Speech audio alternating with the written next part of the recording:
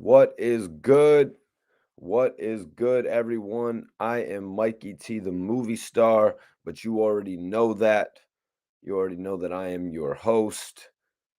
I stay here live with y'all. I appreciate everybody waiting on me tonight, man. We have a dope episode for y'all. Appreciate everybody tapping in right now, man. What is good? Let me know. Let me know what's popping with y'all. Let me know where you're tapping in from. Let me know who's actually here. Hit that chat box.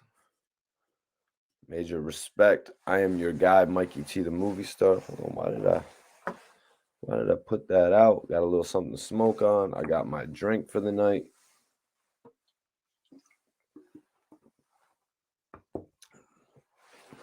And you know I appreciate y'all for tapping in. We've got a hell of an episode tonight. We've got three major topics tonight. Three major topics, a bunch of subtopics. You know how we go. We go into sidebars, as you call them. You know what I'm saying? Danny Boy, what is popping? Danny Boy's in the building. Appreciate you for tuning in, man. We got a hell of an episode tonight. We have a hell of an episode, man. Tonight, it's going to get a little spicy in more ways than one because we're going to be talking about Gillie, Bobby Shmurda, doing a little bit of dancing. We're going to be talking about Young Buck. So it's going to be getting a little spicy. And then we're going to touch on some edgy shit tonight. We got to touch on Memo 600 and Chief Keef. We've got to touch on an altercation that allegedly happened where Chief Keef was quote unquote scared.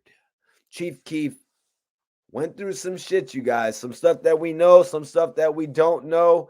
It really depends on who you believe. It depends on where the source. Memo 600 seems to be a pretty accurate source. He's right there in the mix of things. So a lot of people aren't going to disagree with Memo 600. He had the brief association with Wack 100, which we're going to go over as well tonight from his words. That's right, Memo 600's words, what his relationship with Wack 100 is. And actually, what Wack 100 said that involved Chief Keef. So we have a lot to go over tonight. You know, there's a lot to discuss on the channel tonight. Capital third letter C is in the building. That's my guy right there. Hit that like button, bro. And do me a favor, y'all. Share this video. We got Louis Peasy. That's the moderator. My moderator is in the building. I appreciate you for tapping in, my brother. Toronto fam, you already know. Much love to Toronto on the tap in. Soon as we get everything together, I will be out there in Canada. You know that, but I'm pretty much going to be everywhere in hip hop when I get shit together. Charlie, Hustle, strong in the building. What up, though, people? Mikey T in the building. Hustle strong. Hit that like button. Also, share this video, you guys. Everybody in here, just take one moment to hit that like button, to share this video. You know what I'm saying? Let everybody out there in on your social media platforms know, whether you use Facebook, if you use Twitter, if you use Instagram, TikTok, whatever you use for social media, just let the people know that I'm doing a show tonight, that we're talking hip hop news, and we're talking three of the most interesting topics in hip hop news as well. Let's see. Rashawn's in the building. Okay, my guy J3, appreciate you for tapping in, man. He said he's predicting the 49ers versus Bengals. Waterbury, stand up. Ooh, Jay Thompson in the building. Appreciate you, my brother. He said Memo and Sosa probably beefing over the 600 member that died in LA. He felt like Sosa ain't hold his guy down while he was out there. Yes, that is something that Memo 600 was talking about. Well, not that in particular, but he had mentioned how he didn't know where Chief Keef's feelings were. Memo 100 really wanted to know what the temperature was with Chief Keef rather than focus on the hearsay. You know what I'm saying? Because a lot of the times people go off of the hearsay.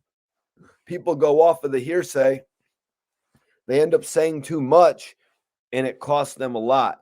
like we just spoke on it the other night. Memo, he stepped into some shit when he actually gave his real opinion of Blueface. And even though I don't think that's how he should be judged by his label, you know what I mean, or his management, just because he dislikes another artist. I mean, shit, I'm not running that management team. You know what I'm saying? Wack 100 runs that management team. If he's feeling a type of way about an artist disparaging his other artist, that's on him to make a decision. Hell yes. Hell yeah, Stefan. You already know we're climbing up to the top, baby.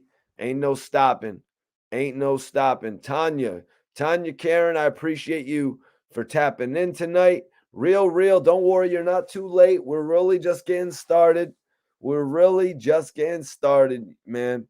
You haven't missed anything at all yet. Haven't even really started to get into our first of 3 topics, which are our topics are Gillie the Kid, Young Buck, and Chief Keef tonight. 3 major topics.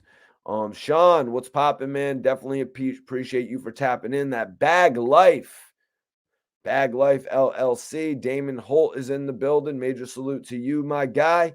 I'm holding it down tonight. You know how it goes. We've got news to talk about. We've got some shit to address tonight, you guys. And it's pretty interesting in terms of what's going on in hip hop. You know what I mean? Mimo 600 might have said a little bit more than he should have, though, on the Clubhouse app when it comes to Chief Keef. I don't think he should have exposed so much of his past relationship with Chief Keef, whether it was a little bit of the dirt that they put in, or whether it's how he feels about him, how their relationship really is. Other things he revealed, like the status of his contract with Lil Durk and OTF, the status of his relationship with Empire, and of course, what we all want to know, the status of his management deal with Wack 100. We're going to get into all 3 of those. North Carolina's in the house tonight. That's what's up. Cleva the Great says, tapping in. Some of the stuff Wack says is not P.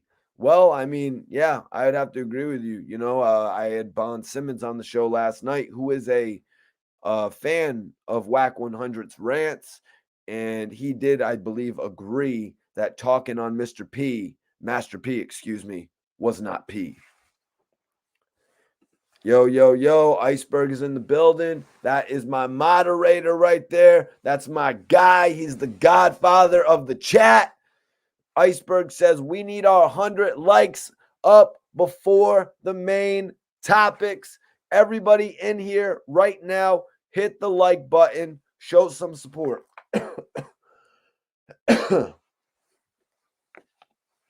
Get a little water in between the Red Bull. You know what I'm saying?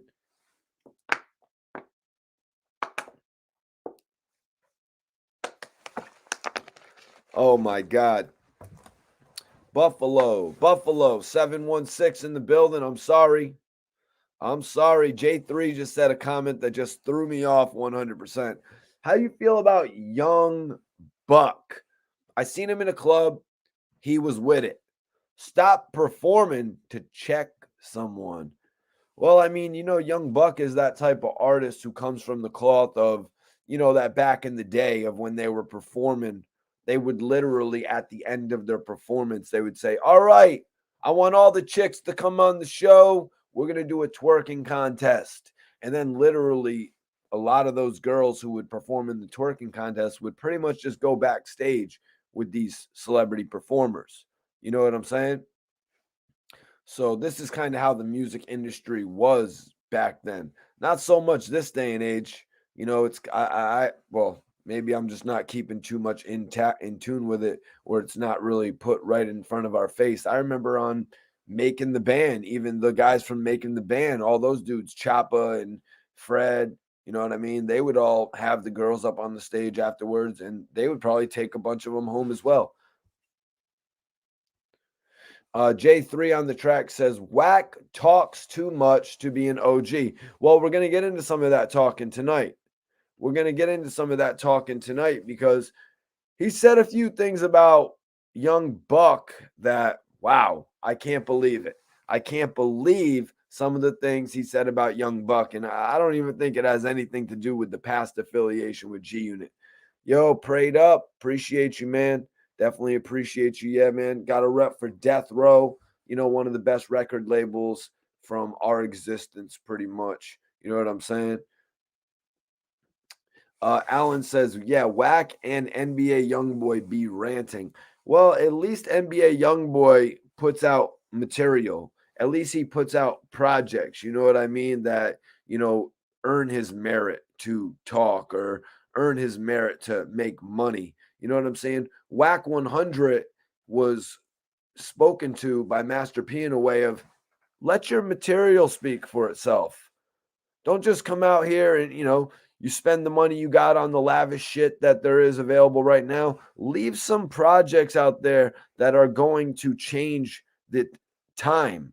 Leave some projects out there that are really going to remain classics, that are going to put you up there to what you want to be. A record label considered along the lines of TDE and Empire. Don't let all the clubhouse conversations do the talking for you. Sometimes you got to stand back and let your work, let your material do the talking for you. That's why I put out video interviews as well, so I can show y'all the type of art that I do.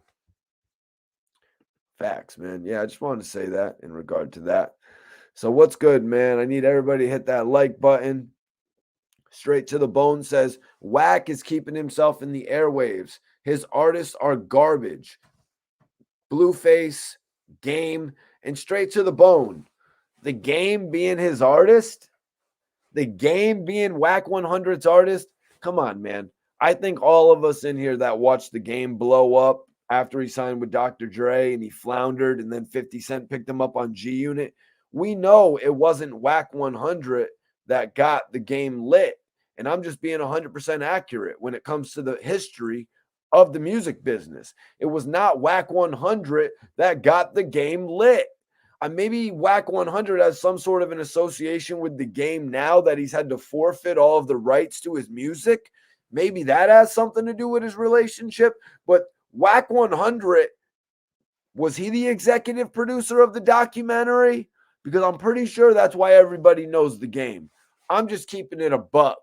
You know what I'm saying? I'm just keeping it a buck.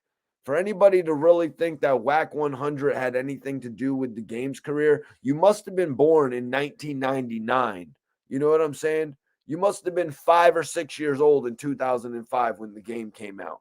I'm just being real. But you know what? Wack 100 has a lot of these young artists tricked. He has a lot of these young artists. Somebody let me know when Memo 600 was born, because he had Young Boy fooled. He had the Young Boy fooled, in all honesty, guys. You know what I'm saying? He had him fooled in regard to what he has done in the past. And there was a quote that Wack made. We're going to get to it a little bit later on the show, but it showed me just from the statement that he made how out of touch he was. He made a statement. I wish I could just find it like that in my notes, but it is going to come up later. It is going to come up later. But he made a statement that really just made me, really made me go, does this man not know the music industry? Was this man not around for certain points of the industry? But you're going to have to stay attuned. Where is the like button? It's that little thumbs up. Everybody that hits the thumbs up, I appreciate you all. But also make sure to share this video on your social media platforms, on your Facebook, with all your friends, on your Twitter, with all your followers, on your Instagram, with everybody on your stories, etc. Everybody that shares the video, just know that I appreciate it. Okay, Mad Love. Red Hook Brooklyn is on the check-in. Major salute to you, man. Major salute to you. This shit is kind of crazy with Memo 600 and Chief Keef. We're going to get into this first with the alleged nature of their relationship, what they went and did, where Chief Keef got quote-unquote scared. An event that happened with Memo 600 and Chief Keef that has left Chief Keef, Big Sosa, uncomfortable with being around Memo 600. Imagine that. Chief Keef, the head of the Glow Gang, uncomfortable around a real G.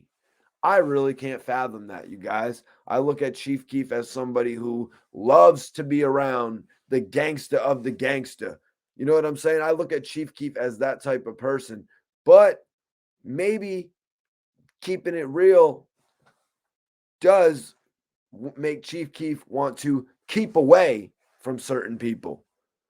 Alan Watt says, Memo and Keef, I believe it. Well, we're going to get into it right now. We're going to get into it, but Memo doesn't want this to be beef. Memo does not want what Wack 100 has said to be true. Yo, Robert Walton, what's popping? He said, Mikey T, it's your boy, live from the Triple D. You the man. Nah, you the man, bro. I really appreciate you tapping in. Hit that like button. Share this video. Tonight, we are talking about a few different topics. We got a hell of a main event. Gillie the Kid and Wack 100. Wack 100 has joined the list of people exposing Young Buck, but he's going a step further. He's going a step further than just exposing Young Buck. And we're going to get into that in a minute, you guys. We're going to get into it in full details in just a minute. But just know, Wack 100 is taking it a step further than a lot of Young Buck's other adversaries had. But I don't really understand why Young Buck is even an adversary of Wack 100. The only thing that really goes through my mind as to why Wack 100 is doing this to Young Buck is for the clubhouse views. It's for a conversation, like the conversation that Wack 100 had with Gillie the Kid. He's not going to have that conversation every day with Gillie. You know what I mean? But that was just an episode. Wack 100 clowning Young Buck, an episode, but it's an episode that he wants to take further. He wants to dig deeper into it, you guys. And it's pretty crazy. We're going to touch on all of that tonight, man. But yeah, we're going to touch on that. But our first topic is Chief Keef and Memo 600. So Wack 100 was speaking on Memo 600, who he was recently linked to, and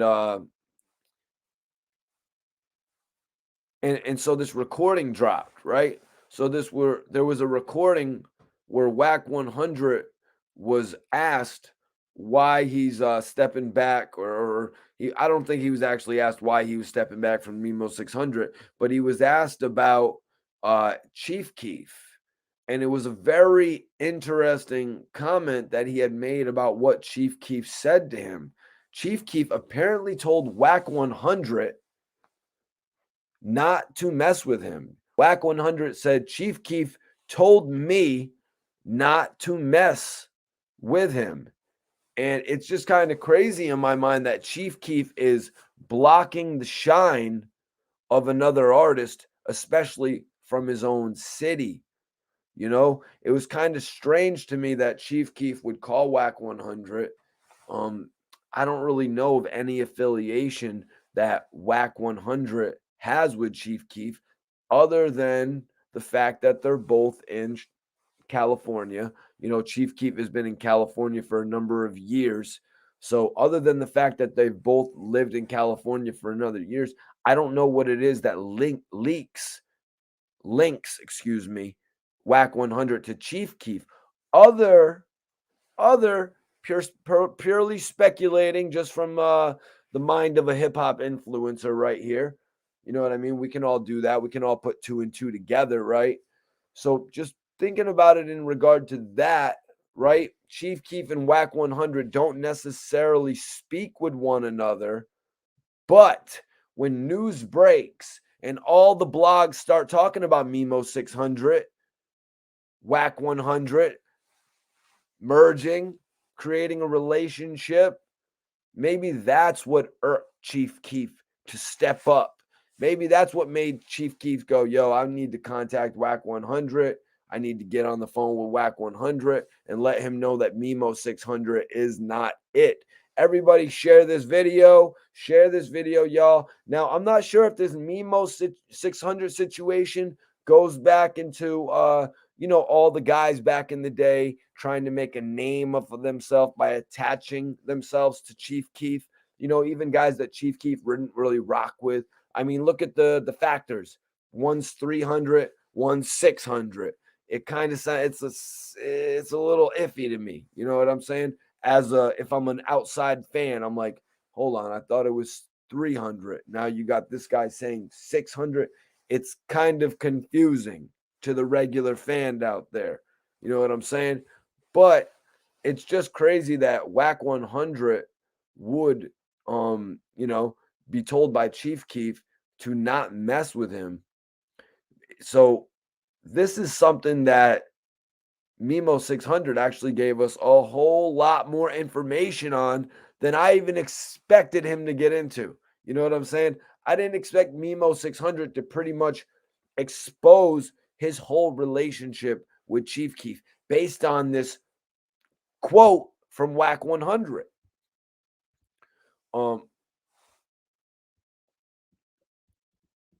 So Chief Keef has never really been one for the blogs to actually speak up. He's more of a guy who will just tweet something.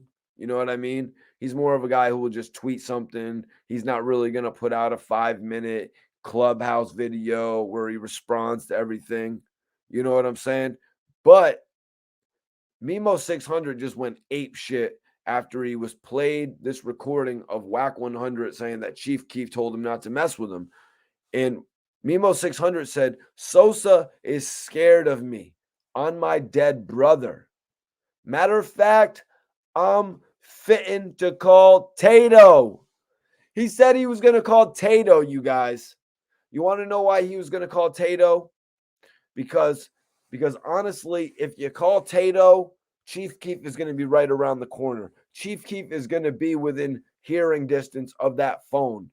And it seems to me Memo 600 wanted to get on the phone. Later on, he said he really wants to get to the bottom of this whole thing to see if Chief Keef actually said anything like that. Now, Chief Keef, who seemingly responded to all the chatter, went online and said, N-words do a lot of cock sucking. That's what Chief Keef said. What does he mean by that? What do I take him to mean by that? A lot of dudes suck up to a lot of other dudes in a higher position. You know what I'm saying? Who is Chief Keef referring to in this situation?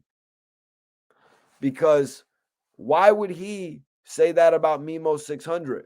Maybe because Memo 600 is trying to work with Wack 100? You know what I'm saying? But why call a man out because he's trying to better his situation? It really doesn't make sense to me. You know what I'm saying?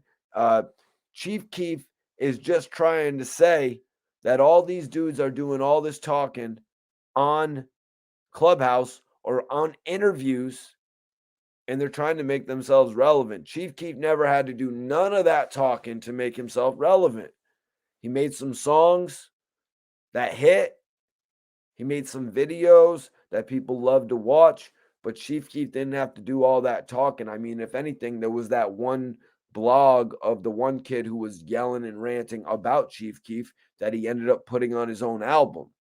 You know what I'm saying? Hell yeah, Alan Watts, I appreciate you for sharing this video. Everybody in here who hasn't, hit that like button and share this video. But Chief Keef is always going online and saying some gangsta shit. You know, that's why I respect him. You know what I mean? Because he keeps it real to the core. He hasn't sold out, even though that meant leaving Interscope Records. He has not sold out. But I will tell you that this story about Chief Keef that we're about to hear made me question some of his gangsta. I ain't gonna lie. You know what I mean? Some dudes like to go out to Cali and live their life up, you know what I mean? And forget some of the crazy gangster shit that happened to us in our past. You know what I mean? Forget the fact that we've been fighting since we were like 10 years old. You know what I mean? Sometimes you like to forget some of that shit and you just want to go out to the palm trees and live your life. All right. So anyways, So Mimo had said Sosa is scared of me on my dead brother. Matter of fact, I'm fitting to call Tato. Now, I think he's barking up the wrong tree here, you guys. I think he's barking up the wrong tree to be responding like this when he has just heard Wack 100 saying this about Chief Keef. You know what I'm saying? Now, Mimo 600 had continued on about Wack a little bit here, saying his ass is mad that I don't want him to manage me anymore. He's talking about Sosa. He's talking about Sosa called him, telling him not to F with me. Tell him I said him and Sosa is a bitch. Now, you see right there, Mimo 600 is just taking it too far. It's like, why are you going to go online to Clubhouse where you're obviously being recorded and people are playing that back for all of their friends, for all of their followers, making crazy TikTok videos out of you calling Sosa a bitch? You know what I'm saying? Like, that's when you kind of you gotta reel yourself in, because what are you really getting from this? You're getting a bunch of videos online, okay, but what about the real deal with Chief Keef when you guys got to see each other again, or if you guys ever see each other again? Because according to Mimo, Chief Sosa feels a little bit uncomfortable around him. We're gonna get into it because we're gonna so he said, I'm finna get on Sosa ass if that's true. Mimo 600 said, if it is true that Chief Keef told Wack 100 not to mess with him, that he's fitting to get on Sosa's ass if that's true. He went on. Mimo 600 says, Chief Keef, you washed up. We can go right now. We can go right now, song for song. I'll smoke your ass. The F you talking about? All that new stuff you dropped is ass. Mimo 600 taking harsh shots at Chief Keef, calling him washed up, telling him we can go right now, song for song. But he's saying, don't bring any of your old songs. Don't do Love Sosa. Don't do I Don't Like. Don't do Sitgo. You know what I'm saying? Don't do all the record. Don't do Hate Being Sober. Don't do all the records that everybody loves that would totally decimate me or obliterate me when it comes to the terms of a versus battle. Play all your new shit that nobody really likes. Play all the new shit where you made your own beats because you didn't want to spend your production budget to go and work with the who's who of the producers of the world. And you didn't want to get Wiz Khalifa features anymore. You know what I'm saying? Tap back on that. Let me see.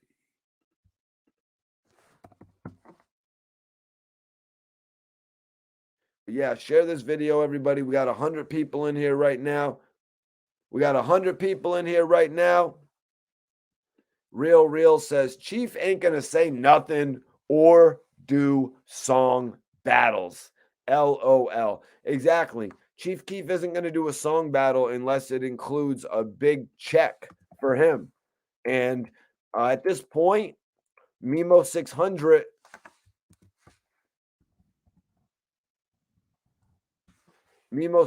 doesn't really have the catalog to compete with Chief Keef, so there wouldn't really be any money in it for anybody to actually invest in that. The versus battle that people would more than likely want to see is Chief Keef versus Little Durk to see who is going to be crowned the new king of Chicago, obviously after, the likes of Kanye, Common, and Twista. You know what I'm saying? So that is the more likely versus battle. Mimo 600 calling Chief Keef out for a versus battle is kind of like, okay, are you reaching? Are you reaching for a headline? But this all started really because of the fact that Wack 100 said that Chief Keef called him and said he doesn't want Mimo 600. he doesn't want Memo 600. He doesn't want Wack 100 to mess with Memo 600. So very interesting turn of events right there, that Wack 100 actually had to pull back. He actually pulled back from working with Memo, but was it really because of the talk we had yesterday of it involving Blueface, or was it more so to do with Chief Keef buzzing his phone and, blackballing Memo 600? Because I think you all know we've seen shit like this happen in the past when an act gets really popular and then somebody who's in a big position calls up a label and says, hey, don't sign that act. Don't do that deal with that act. You're going to have a problem with me if you do that deal. Hey, Wack, don't deal with Memo 600. I'll do a single on Game's next album if you don't. Anything. It could work out any way like that. Oh, Facts Over They Feeling says Memo can't even battle Ball Out. I disagree with that. Facts Over Feelings. I think Memo 600 would take Ball Out. Just to be 100% honest with you, man. Memo 600 has created more of a presence online than Ball Out has in the last 5 years of being around Chief Keef. Just being 100% real. Alan says, yeah, Dirk versus Keef, if they didn't beef with Lil Jojo, he was better than both of them, and little folks didn't sing like Keef and Dirk. I'm not going to touch on that. Smooth the Boss or Alan Watt. Smooth the Boss says, Memo need to fall back. Chief Keef is the GOAT. Memo, focus on your business with OTF. Y'all all brothers. Well, we're going to get into that as well, Smooth, because Memo 600 actually addresses his status with Lil Durk, his status with OTF. For everybody out there who's wondering, is Memo 600 actually signed to Lil Durk? Everybody out there is wondering that. Everybody's wondering, what is Lil Durk's affiliation with Memo 600? We're going to get to the bottom of that. That is the next part of this topic, you guys, because Memo 600 addressed all of that. But Memo said, I'm fitting to get on Sosa's ass, if that's true. You washed up. We can go right now, song for song. I'll smoke your ass. The F you talking about? All that new stuff you dropped is ass. Memo's not too far off. You know what I mean? He's not too far off. I'm really not into Chief Keef's music so much anymore, to be 100% honest. I was really in tune back in 2015, but at this point, I'm really not in tune with Chief Keef's music. That's not saying I'm in tune with Memo 600 shit in particular, but I'm just saying I used to be a fan of Chief Keef, and I fell back. I really did. I fell back. I guess once he signed to Filmon, once he left Interscope, or once he was dropped from Interscope, I really lost interest. And it wasn't just because of the label situation, and I'm not just riding Jimmy Iovine, even though I think Jimmy Iovine is a genius, when it comes to, music, entertainment, and technology. But I think that Chief Keef's music drastically, dropped in creativity. He was trying to be creative in other ways, but I just don't think it was that good. Hilt TV says, these days you don't really need a label. You're right, Hilt. You don't really need a label, but you need somebody in position like Wack 100, like Mikey T the movie star, like a Gillie the Kid, like an Irv Gotti. You know what I'm saying? Somebody who can bring you to the bag. Bring you to the crown. You know what I mean? Somebody that can lead you in the right direction so that you know where to go. You know what I'm saying? Somebody to help you tread water. That's what's, you don't necessarily need a label this day and age. You need yourself. You know what I mean? You need your will and your own drive. And then you can really go far as long as you have the person putting you in the right places. So yeah, you don't necessarily need a label anymore with the direct contact that we're able to have with our fans this day and age. Appreciate you, Alan. Yeah, Hilt. Facts, man.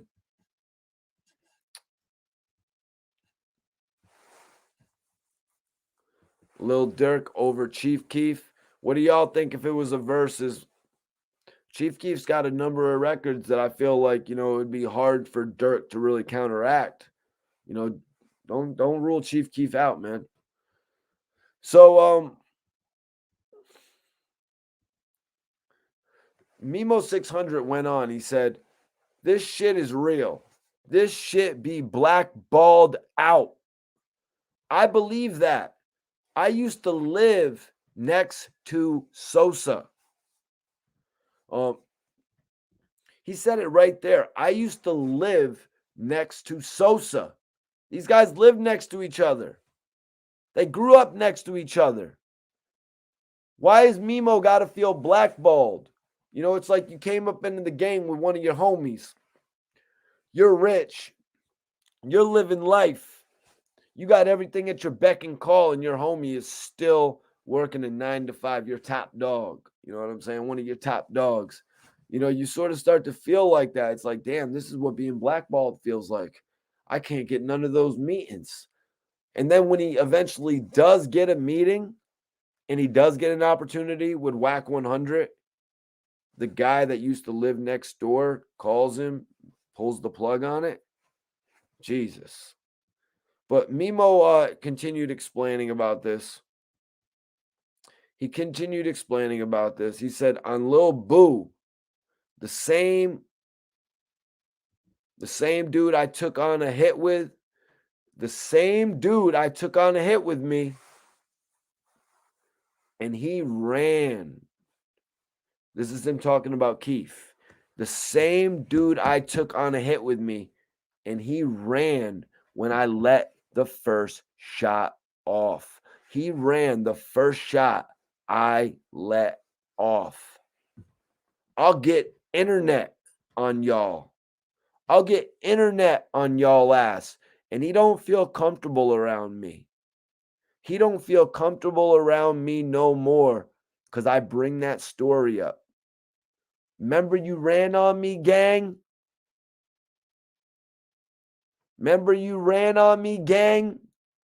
This is what Memo 600 is saying to Chief Keef. Remember you ran on me, gang.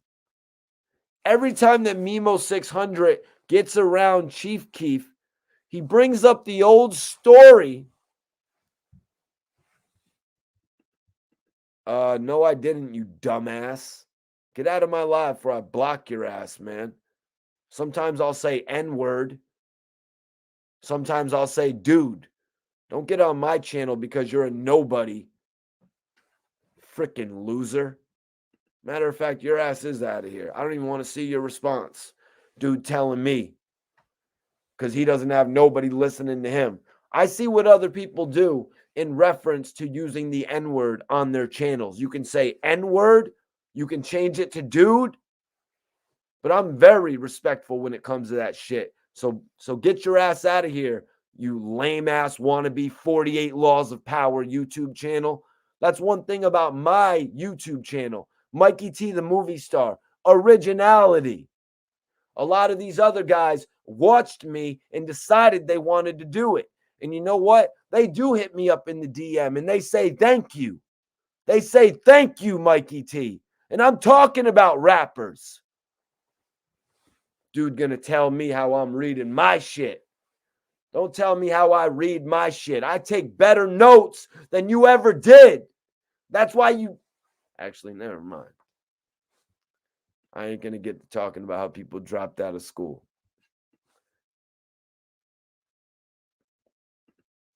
Man to man means something. GT, massive salute to you, bro, on the tap-in. All right, let's keep this thing going, man, because the homie Lil Memo, yeah, man, I'm sorry, I just went off because, I hate when people have them lame-ass YouTube channels, man. I hate when people have them lame-ass YouTube channels where they, like, copy TV shows or they copy other brands, like people copy Billboard, or that one other loser who named his shit after a Fed TV show. Like, can you not be original? Can you not be original?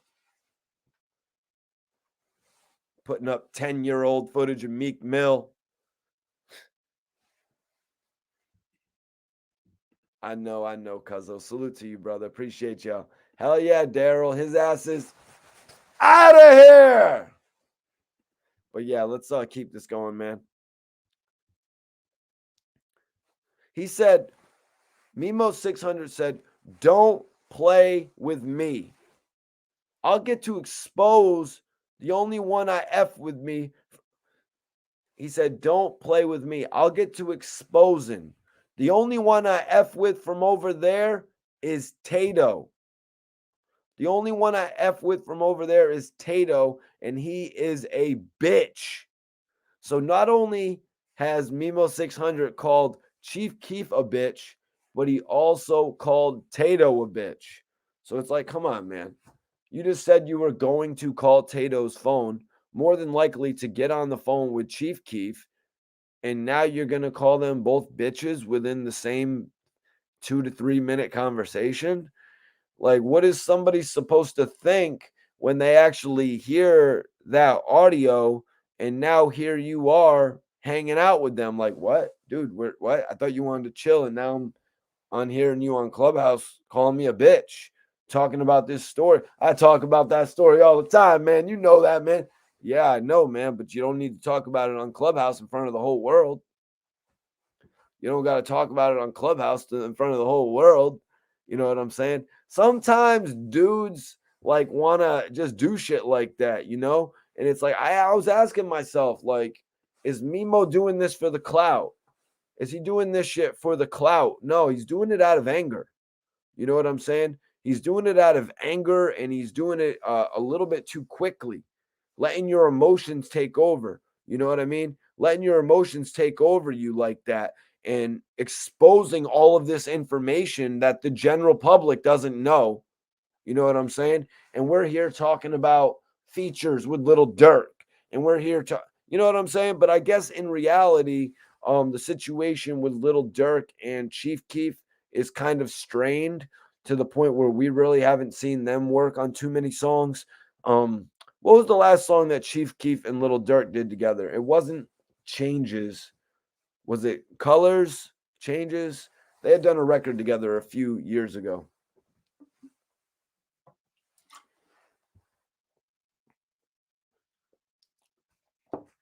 Real is hilarious.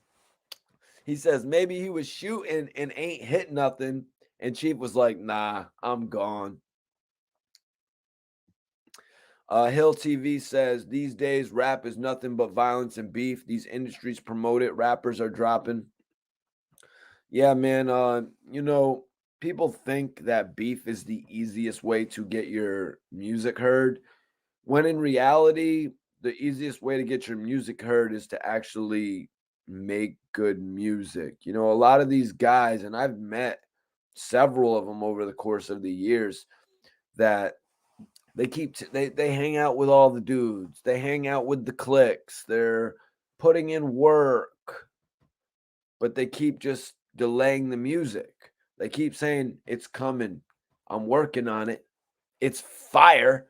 Soon as I grow my dreads out, I'm going to be ready to make the music. As soon as I get my name in the headlines, I'm going to be ready to make my music. As soon as they see me in the blogs walking out of the club with the biggest celebrity, I'm going to be ready. None of that works. None of that works, you guys. None of that shit works unless you already have the music. Look what happened with TK. He had a record. It started going before he got locked up. Big difference with Straight Drop. Straight Drop was already being faced with his life being taken away, and then he tried to do that. Too late, buddy. Too late. Young Buck is the next topic. Most loved YouTuber. Young Buck is the next topic. Alan says, but where's that going to get Memo, cuzzo? You know, where is it going to get Memo? Where is it gonna get Memo? Well, it's going to get his name more recognized. It's gonna. A lot of people right now are probably running around the different channels on YouTube or different channels on any type of social media platforms and the fan forums, and they're all chattering about Memo 600 calling Chief Keef a bitch. You know what I'm saying? Everybody's chattering about that, about this story now, about, because we knew Chief Keef coming in the game on some heavy shit, but now it's like, whoa, what? Memo 600 brought him on to do it, and then he ran? What? Hell yeah, Nick. Got that wedding cake. Okay. Salute to you, man. Let me roll up that wedding cake. So he said, "Don't play with me. I'll get to exposing you. The only one I F with from over there is Tato, and he is a bitch. I'm from 600 where we do that. I don't F with no block but my own OTF or 600. You heard that? He doesn't mess with anything besides OTF and 600. And that's why I was really saying it's like the relationship with Chief Keef and Little Dirk is so strained. Like, is this really going to affect anything that he has going on with OTF? But then the question comes up, does he have anything going on with OTF? Little Memo, like he's Little Dirk. Memo addressed his relationship with OTF as well as Wack 100. But one major thing that Memo did, he kind of took it a little bit far.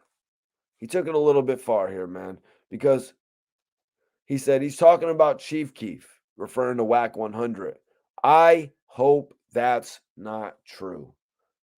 Memo 600 said, I hope that's not true. And if I catch him at any show,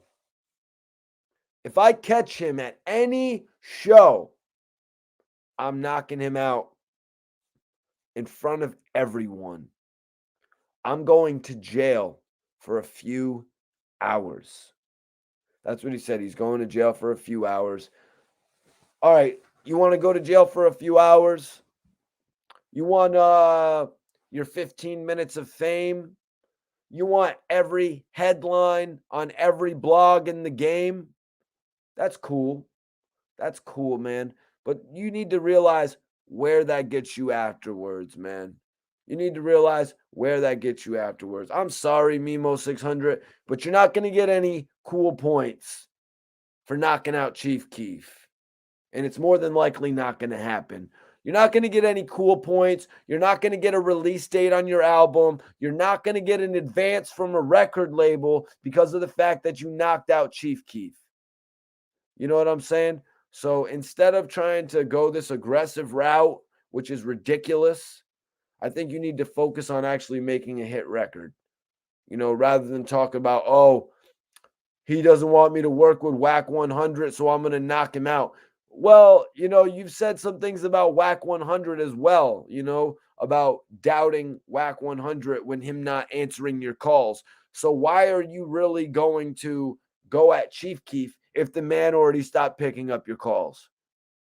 Don't you see how backwards that sounds? Am I making sense here, you guys? If he already doubted his relationship with Wack 100, why would he go after Chief Keef at this point? Now you've just killed two birds with one stone. Two birds that you didn't even want dead. Let's just be realistic about it. Oh, yeah, Hilt. We're going to get into it. I'm not sure about the whole ownership of Clubhouse. You know what I mean? I'm not too sure about that. But we are certainly going to get into some of the things that Wack 100 was saying on Clubhouse, because they were pretty interesting in regard to what you're saying about people making money off of the Clubhouse. You know what I mean? All that jazz because of what Wack 100 wants to do on Clubhouse. And it actually involves Young Buck, you guys. I see a lot of people in the chat asking about Young Buck and we're about to get to it. I think we're at the last part of the Memo 600 and Chief Keef story. So Memo 600 had said that he wished it wasn't true, but in all honesty, he's already started going in front of everyone, like saying he's going to have an altercation and knock out Chief Keef, telling the general public about this past situation that happened with Chief Keef when Chief Keef, he did the run or the race. You know what I'm saying? When Chief Keef did the race, you know what I'm saying? Like, he told that story, and then he went online and called Chief Keef and his best friend Tato bitches. Like, come on, how are you going to do that? And then sit there at the end and say, oh, I wish they didn't say it. I hope they didn't say it so I don't have to do this. You already just took it damn far. You already took that shit all the way further than it needed to be taken. Nobody has heard no audio surface of Chief Keef saying that he doesn't mess with you. Nobody has heard any audio surface of Chief Keef saying that you shouldn't be in the industry. Like, why are you feeling so blackballed? It sounds like a personal problem. You know what I mean? Sometimes maybe I feel that way. But you know what I say to myself? I got to get up and make a new video every day. If you don't get up and be productive, you probably will feel blackballed. Imagine Max B if he didn't step out from Jim Jones, start doing all them shows and features. He wouldn't have known that the whole world was starting to love him and wanted to pay him $2,000 to $3,000 per feature. Just keeping it real. Yeah, you could have got the Max B feature for $2,000 or $3,000 back in the day. Now he's coming home and it's going to be now he's coming home and it's going to be $40,000.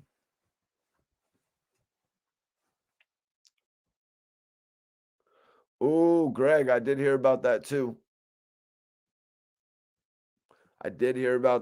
Everybody share this video, man. So Memo also cleared up a few things about meeting Wack 100.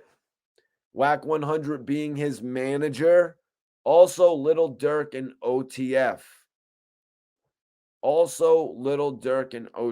You guys. This is what Memo 600 said. He said, "You don't know me. We had 4 conversations on the phone. I've never seen you in real life." This is Memo 600 to Wack 100. Apparently, you guys, through all this talk that we've had over the last few days, through all the buzz and the speculation of Wack 100 putting together a label and actually bringing on talent like from Chicago, like Memo, bridging off into new things to make his label really grow. Apparently, Wack has only had 4 conversations with Memo 600 on the phone, and they have actually never met in real life. They never met. They've only had 4 conversations. So how much of a relationship could they really have? Is it Chief Keef that really called Wack 100, telling him not to mess with Memo 600, that made Wack stop picking up the call? Is that what happened? Could Wack really not do anything that he promised he could do? Maybe that was it. Memo got a little bit further into it. He's saying, you went around asking labels. So Wack went around, like we all speculated, Wack would go around asking labels about clearances. Like, I was thinking that Wack 100 would bridge the gap between Empire and Little Durk. You know what I'm saying? An independent label like Empire might have an issue getting Little Durk signed off on when it comes to the release of a major single. So that's what I was personally thinking that Wack 100 could do when it came to helping Memo 600. So Memo said, you went around asking labels And the labels told him, Empire told him, we will clear him. You can get him. So Empire was totally cool. Empire was totally cool with just sort of letting Memo 600 rock with Wack. That's sort of like, it's sort of like back in the day when Suge Knight went over to Interscope, and then some of the Interscope artists that Interscope really didn't understand, they would send them over to Death Row, like Tupac. You know what I'm saying? When you're at that same umbrella, it's easier to actually get with the label, like Death Row when they were at E1, you know, when they were at Koch. They were trying to do deals with some of the artists over at Koch as well and say, yo, you're already at Koch. How about you come rock with Death Row, baby? And it's like, no, I don't think I really need to split my money any further. It's going between me and Koch. Why would I want to add Death Row to that?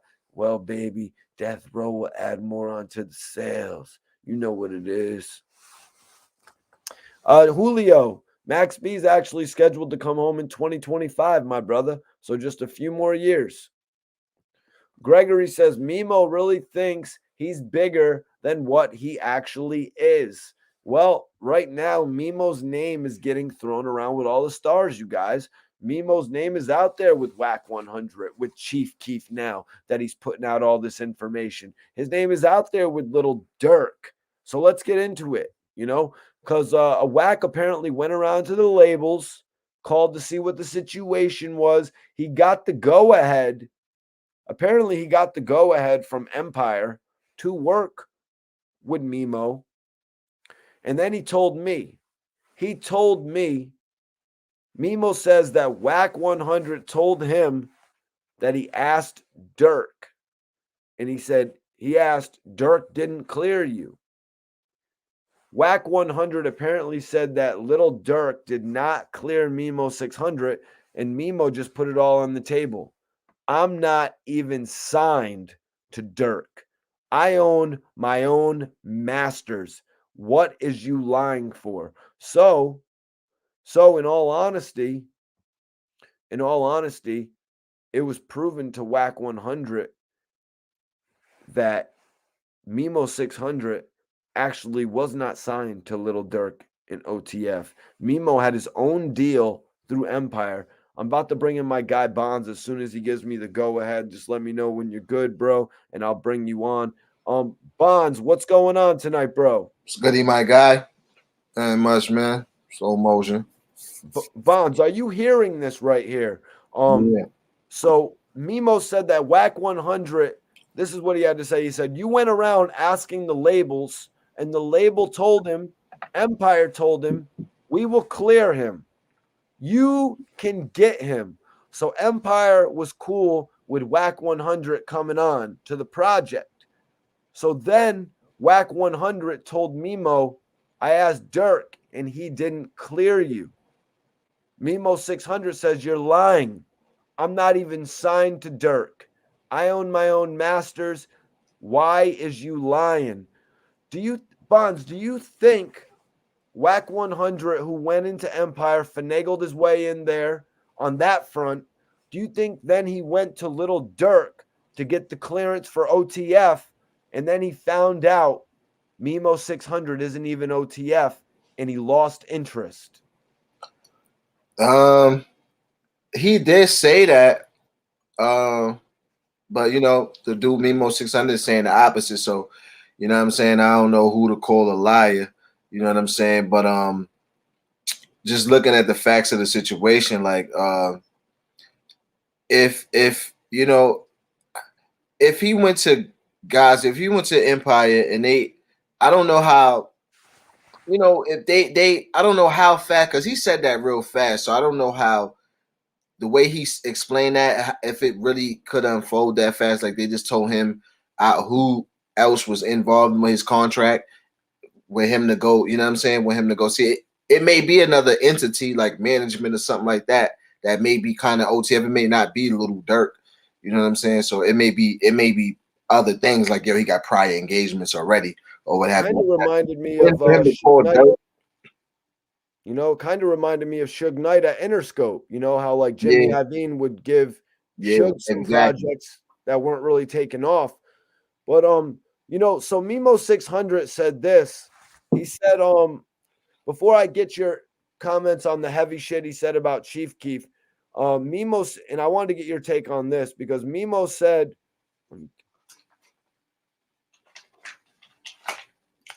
he said, you don't know me.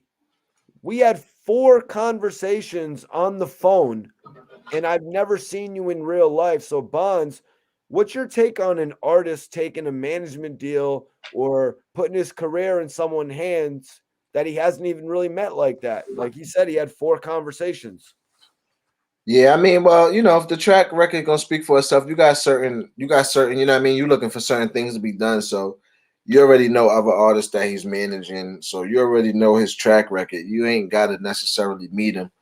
You know what I mean? It ain't like you dependent on him to, you know what I'm saying?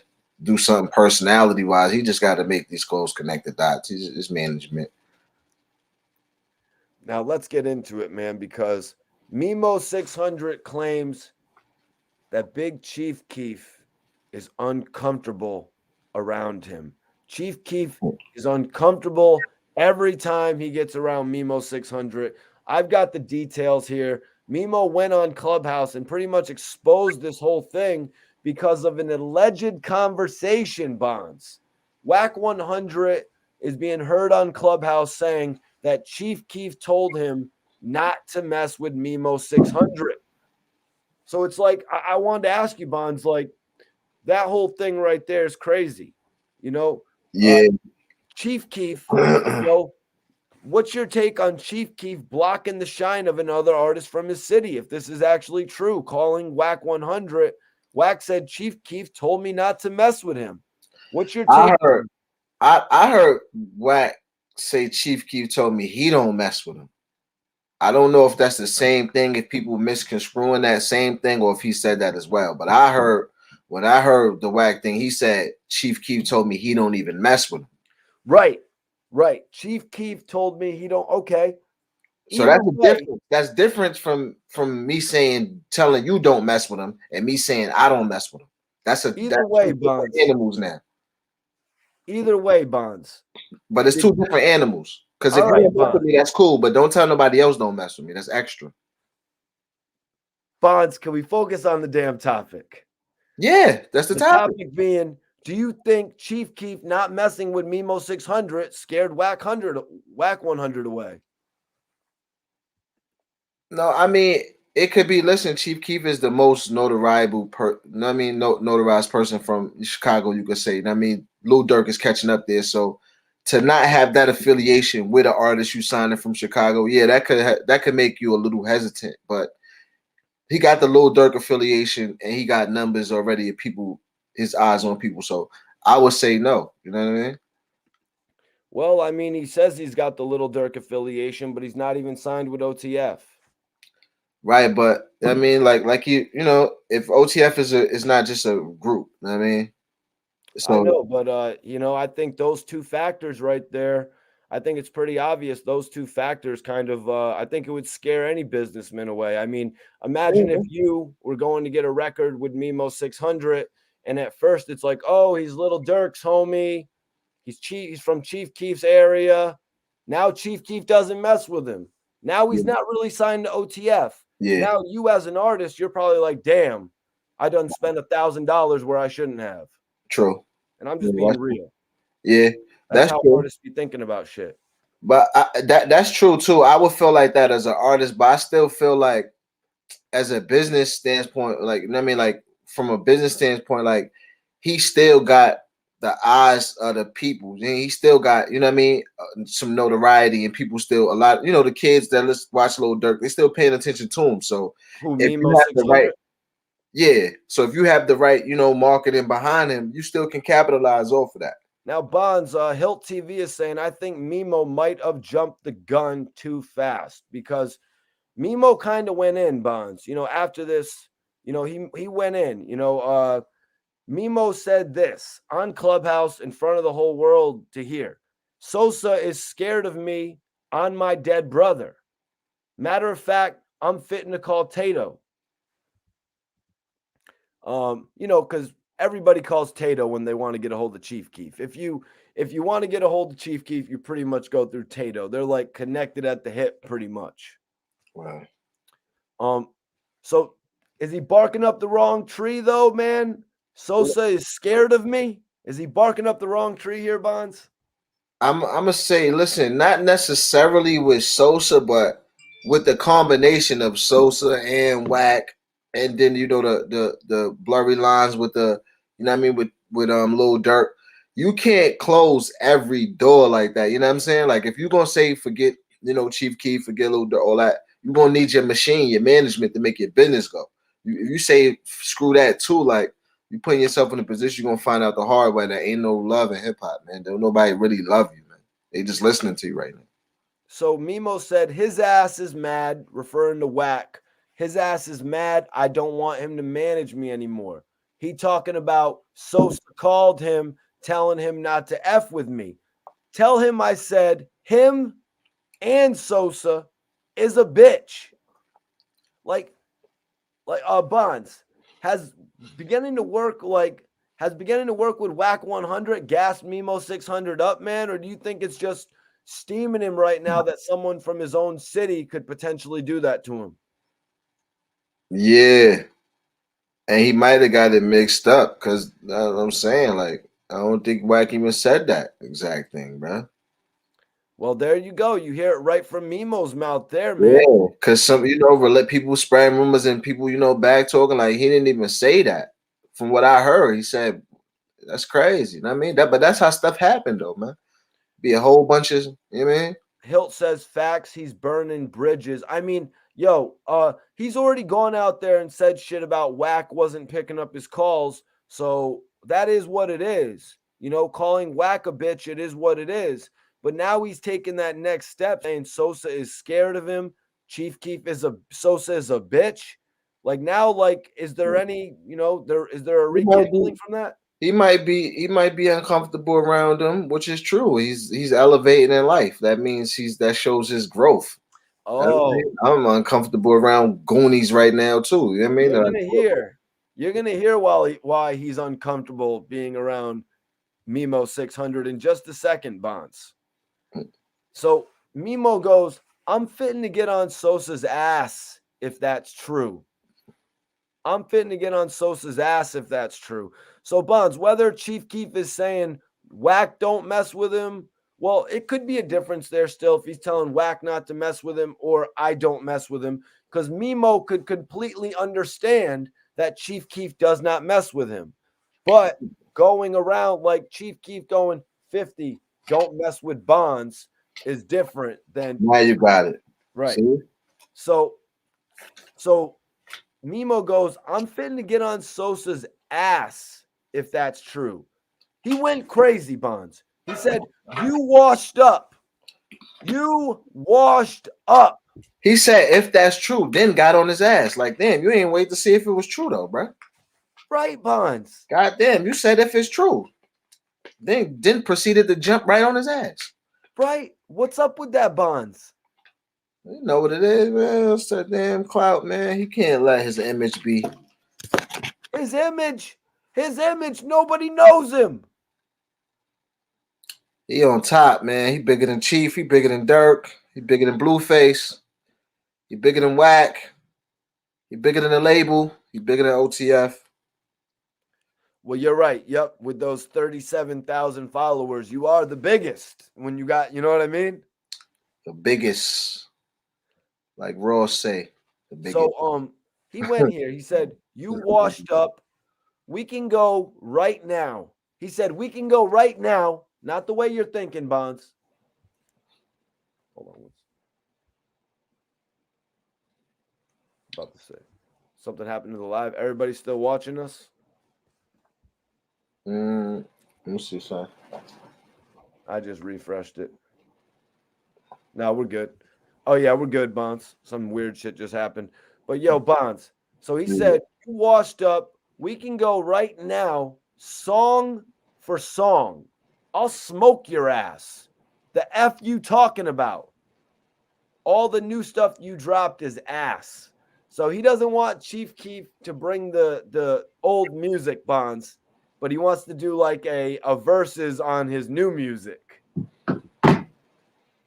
A verses? Yeah, he wants to go song for song with Chief Keef. He's saying he's calling him out, and he wants to go song for song. Yeah. Now he's just reaching. Yeah, he reaching. Why would Chief Keef do that? Like, it don't even matter. He would lose that anyway. It don't matter what song he played, man. He would lose that anyway. He said, this shit is real.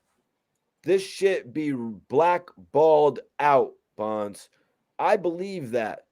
I used to live next to Sosa. So this guy's saying he believes it.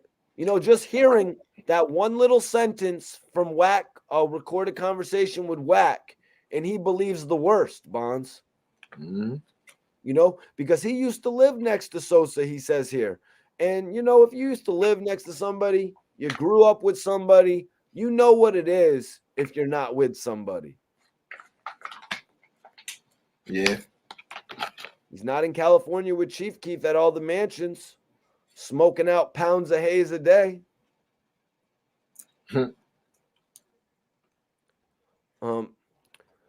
So what do you make of the aspect of blackballing that goes on within artists in their own city? I mean, you know, you're from Queens, man.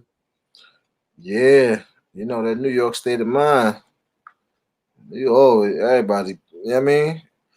It's hate. You know, it's harder for people next to you to see you come up. You know what I'm saying? Word. So, you know, that's what it is, man. The people closest to you that's in the same situation as you, man, you know, to watch you take off, you know, your situation change. Reminds them of their situation. I don't know, man. It's I guess, I don't know, man, but you know, that's what people do, bro. But I mean, Bonds, you know, it's just Wack 100 saying the Chief Keef's name. Like, he's just saying it. It's not like it's a conversation with him and Chief Keef. Do you think potentially Wack 100 could be lying about this for clout to save face for himself in this situation with Memo? Yeah, it could be. But see, then again, Wax only said Chief Keef say he don't mess with him. He said one line. But look, Memo said the same thing though. He said Chief Keef don't mess with him. Well, we haven't got there yet, man. No, he said Chief Keef don't want him around, ski, whatever, he act nervous when he come around, whatever. We haven't got there yet, Bonds. I don't think you know exactly why Chief Keef is feeling nervous around Memo 600 yet. Oh. All right. So, so listen, he said, so Memo 600 explained why Chief Keef doesn't feel comfortable around him. He said on Lil Boo, the same N-word I took on a hit with me, and he ran on the first shot that I let off. He said, I'll get the internet. He said, I'll get internet on y'all ass.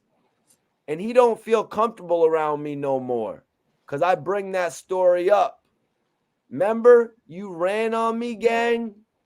So he's saying that he brought Chief Keef out on a hit with him, and the first shot that he let rang off, he left off. He's saying he brings this up all the time too, Bonds. Like, imagine like when you're around a group of girls or something like that, and that one guy's, yo, man, hey, man, I let the first shot off, and Bonds was the first one out of there.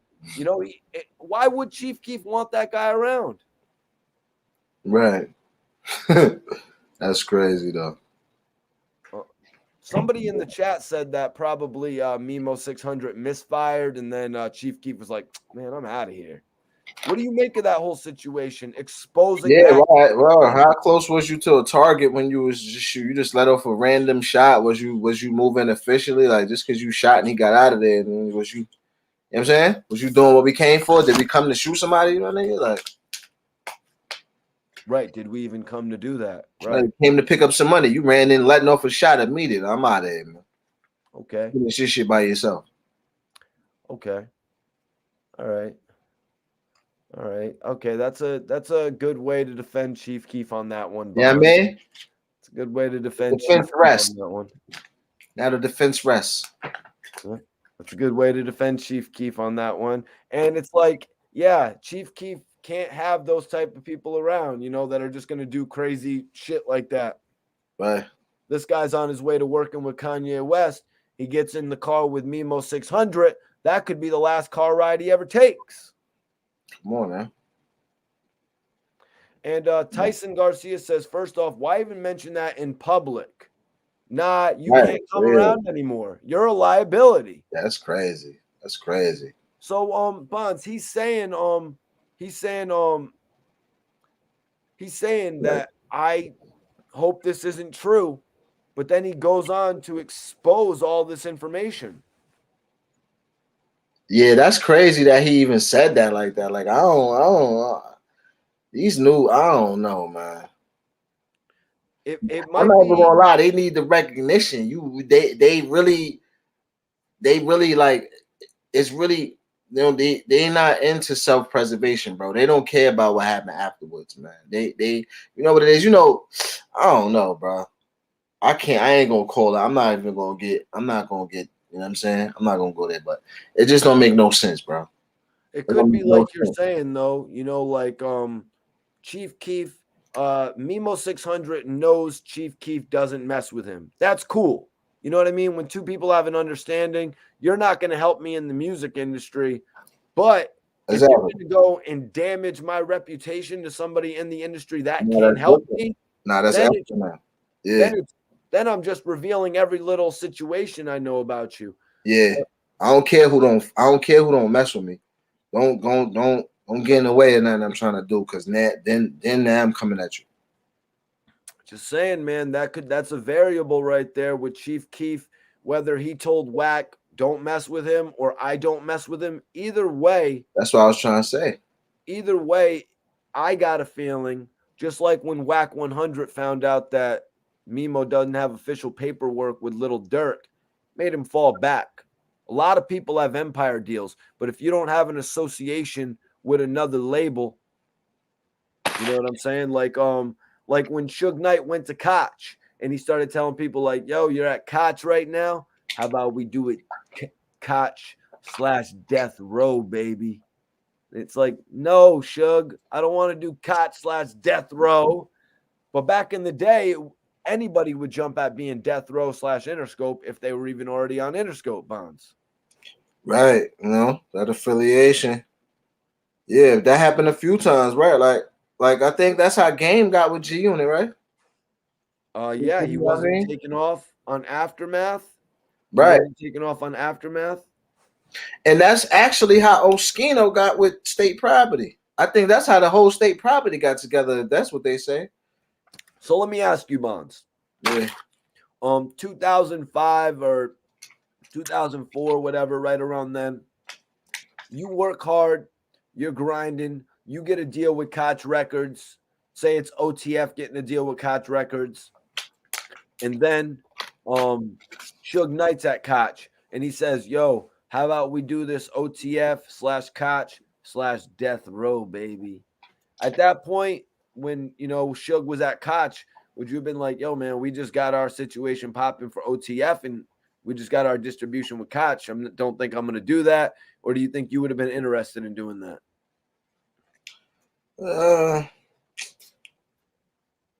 It depends on what would have came with that. You know what I mean? We talking some Dre production or something like that. It depends on what's the cherries on top. No, it was 2005, Bonds. 2005. You could have got a feature with no sense to do that. I would have took just kept the distribution that we got with the home team. Yeah.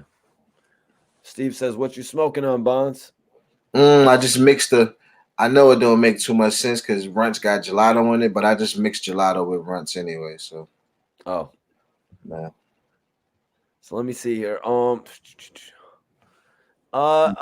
He said, "Yo, listen to this. Mimo 600 continued. Don't play with me. Don't play with me. I'll get to the exposing. The only one I F with from over there is Tato.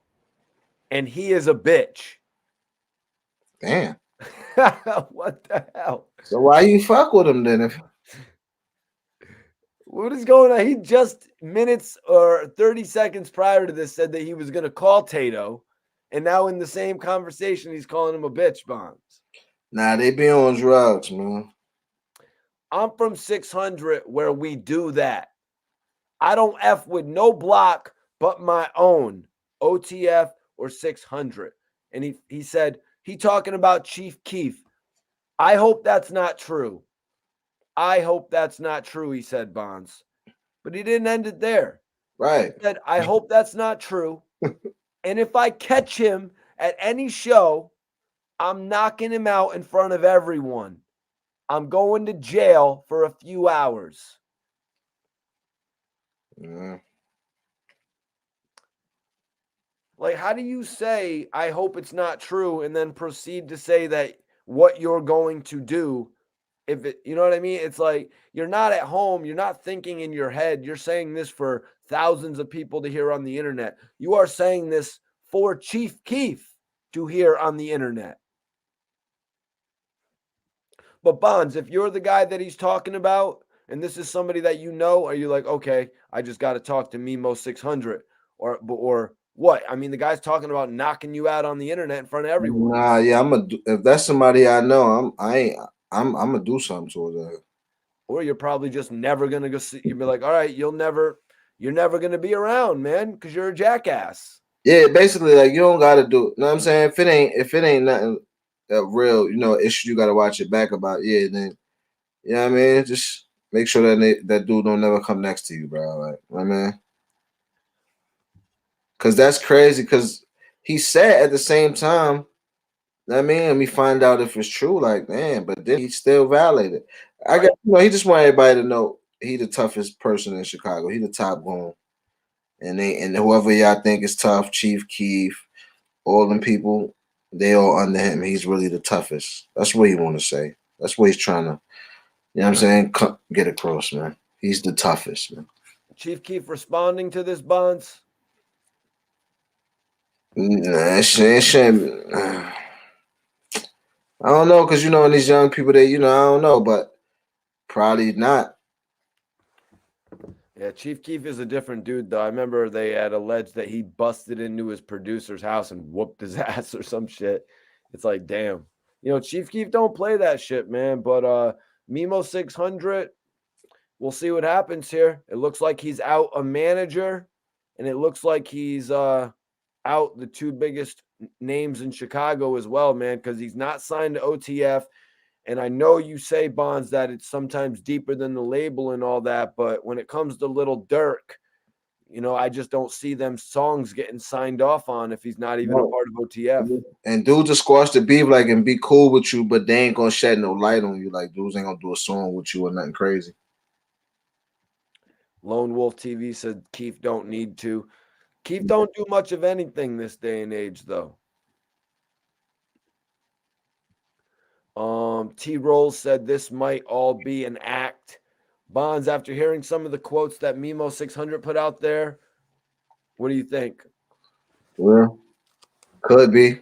But like I said, man, these dudes be on, they be on them drugs that make you feel yourself. So, dudes will come down on the high, might be saying a different story, man. Like I don't take nothing what these dudes say no more. I know they're not really speaking, they speaking from emotionally, you know what I'm saying, trying to protect their image. So you would say anything at that point. You would tweet, type, or say anything. So I don't know what you're gonna do in real life though. You know what I'm saying? We had to see. Oh yeah. So let's move on to our next topic, man. And our next topic is Young Buck. Young Buck, man. He made the Wack 100 Clubhouse, Bonds.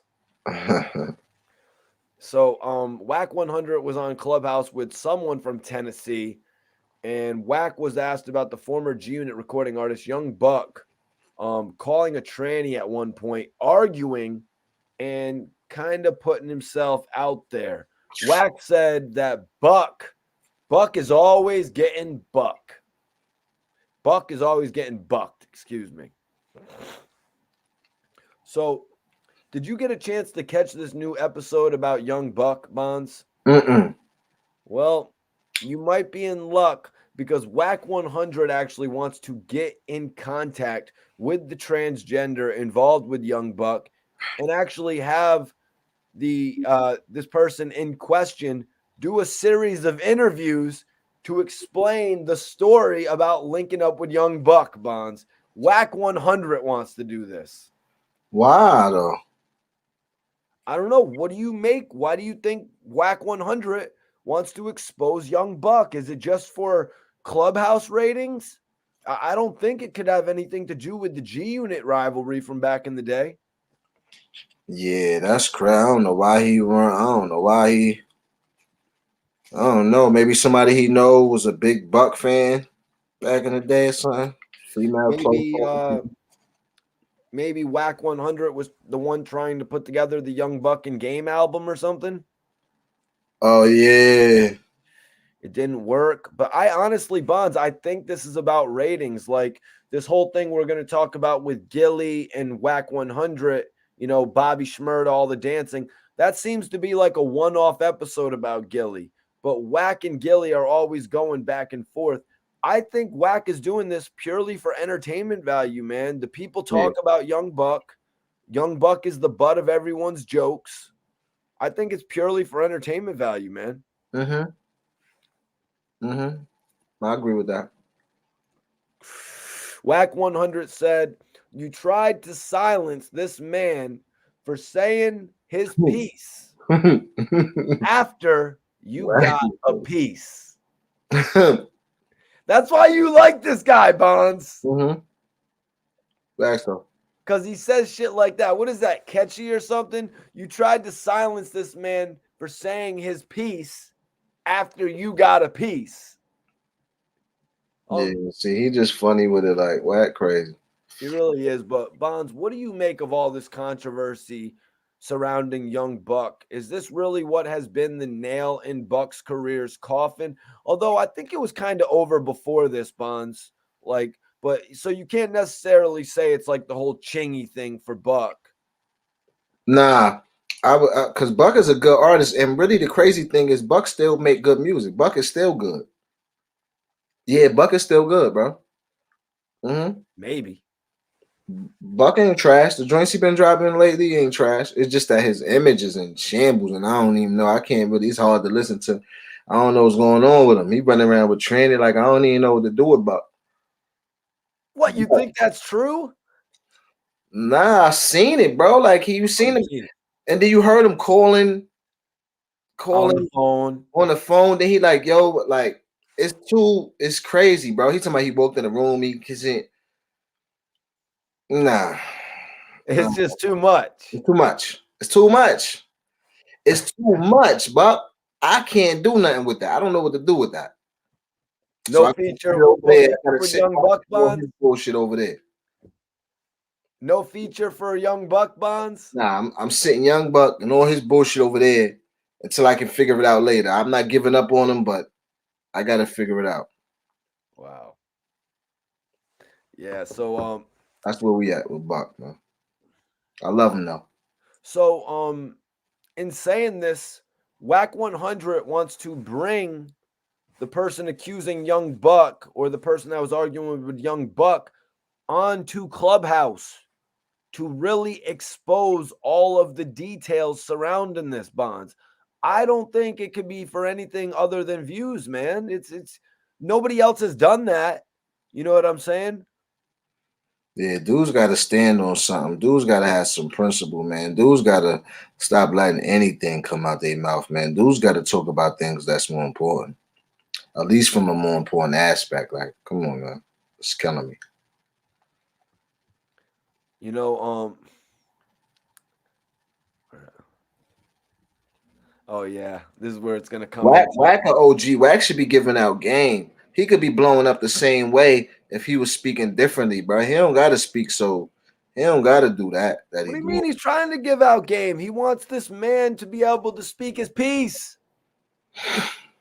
Buck told, you know what I mean? That's not gonna help nobody though, bro. He trying to expose Buck for being fruity. He gonna get them letters on his back. Them LGBT people gonna start rallying against him. He better stop playing with. Let me see. One person from Tennessee actually said the city isn't messing with young Buck.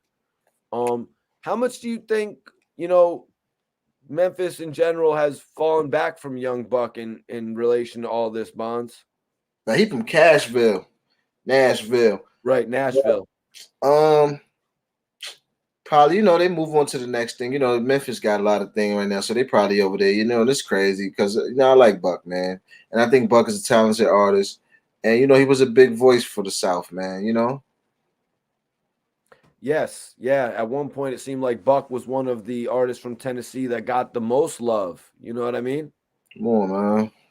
So, but yeah, it's time. It's just, he's past his prime. It's, So, Wack said the reason why he was trying to silence this man, he lied to him and said that the streets is going to get you. Now, Bonds, what do you make of Buck telling this person allegedly that the streets will get you? Because one person on that clubhouse said, nah, the streets is going to fry you for having that relationship more so than go and get him. Oh, nah. Well, I think Wack would want to get fried in the streets for that. Yeah, I mean, that's why he sat down with 6ix9ine and do things that people say the streets gonna fry him for. So he would love that attention. You know what I mean? That probably make him do it more by people saying. You know what I mean? No. I mean, Buck would get fried. Buck was gonna get fried. Buck told. Oh, I thought you were saying they said like Wack gonna get fried for sitting down with the dude. No. Buck was Buck was telling the transgender, like, yo, if you don't take this video down, the streets are going to get you. The streets will get you. Yeah. And then one person in Clubhouse was like, no, the streets isn't going to go after the person you were hooking up with. The streets is going to fry you, young Buck. Oh, right. Oh, yeah, it's true. Absolutely. Yeah. Absolutely. So what do you make of young Buck just trying to sweep this shit under the rug, Bonds? It hurts me, man. Hurts my feelings, bro. Wack said he was over there. He was over there playing peanut butter and jelly. I hope it ain't true, man. I hope it's some kind of, explanation. But the explanation that he gave is hard to swallow, no pun intended. Oh, my God. You're an artist, Bond, so I really wanted to ask you about this, man. Wack said he just needs to come out. Him and Frank Ocean can go and do a hit song, and he might F around and get the remix from Lil Nas X. Bonds, what's your take on this, man? Is this what you like hearing Wack 100 say? Wack Spice, Wack gonna talk. Wack gonna talk his talk. He Wack going in at this point. Now he's just making, he's just making fun of it at that point. Like now, that would never happen.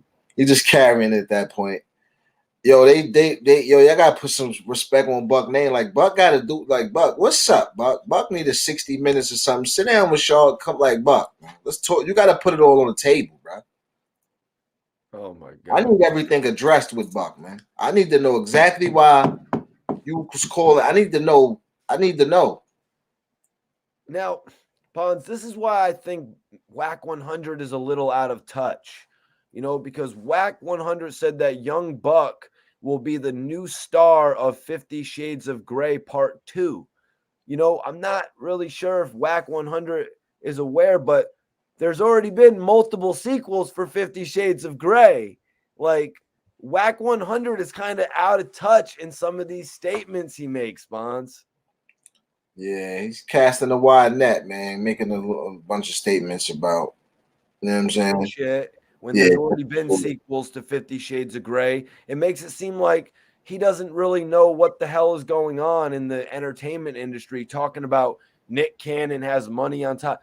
Like, bro, if you ever went and looked at Nick Cannon's movie resume, like all of his movies aren't hits. Like, you're just talking out your ass sometimes.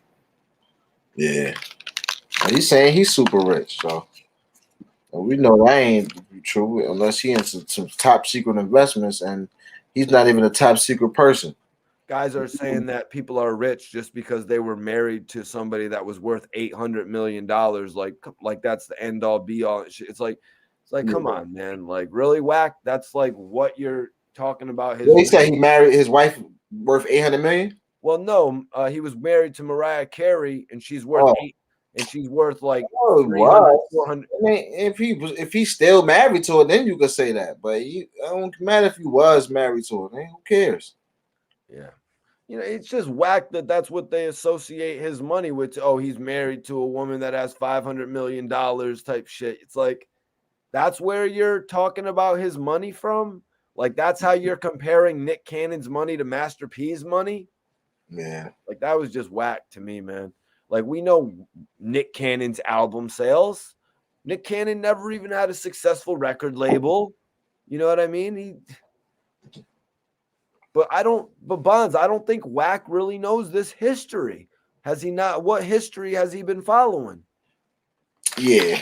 Nah, he was out of touch with some things. You see how he's, Slam P, like he was out of touch for a while. You know what I mean? He wasn't in the game for that long, so they don't know things that was going on in the game. Like he be talking about, like he know things that was going on in the game 20 years ago, like when he was, somewhere, working a 9 to 5, whatever he say he was doing, trucking or something. Shit. He wasn't nowhere. You don't know what was going on in the game then when he was trucking. So Wack continued. He said this, Bonds. He said, I have $100 per hour if she comes on the station to speak her truth.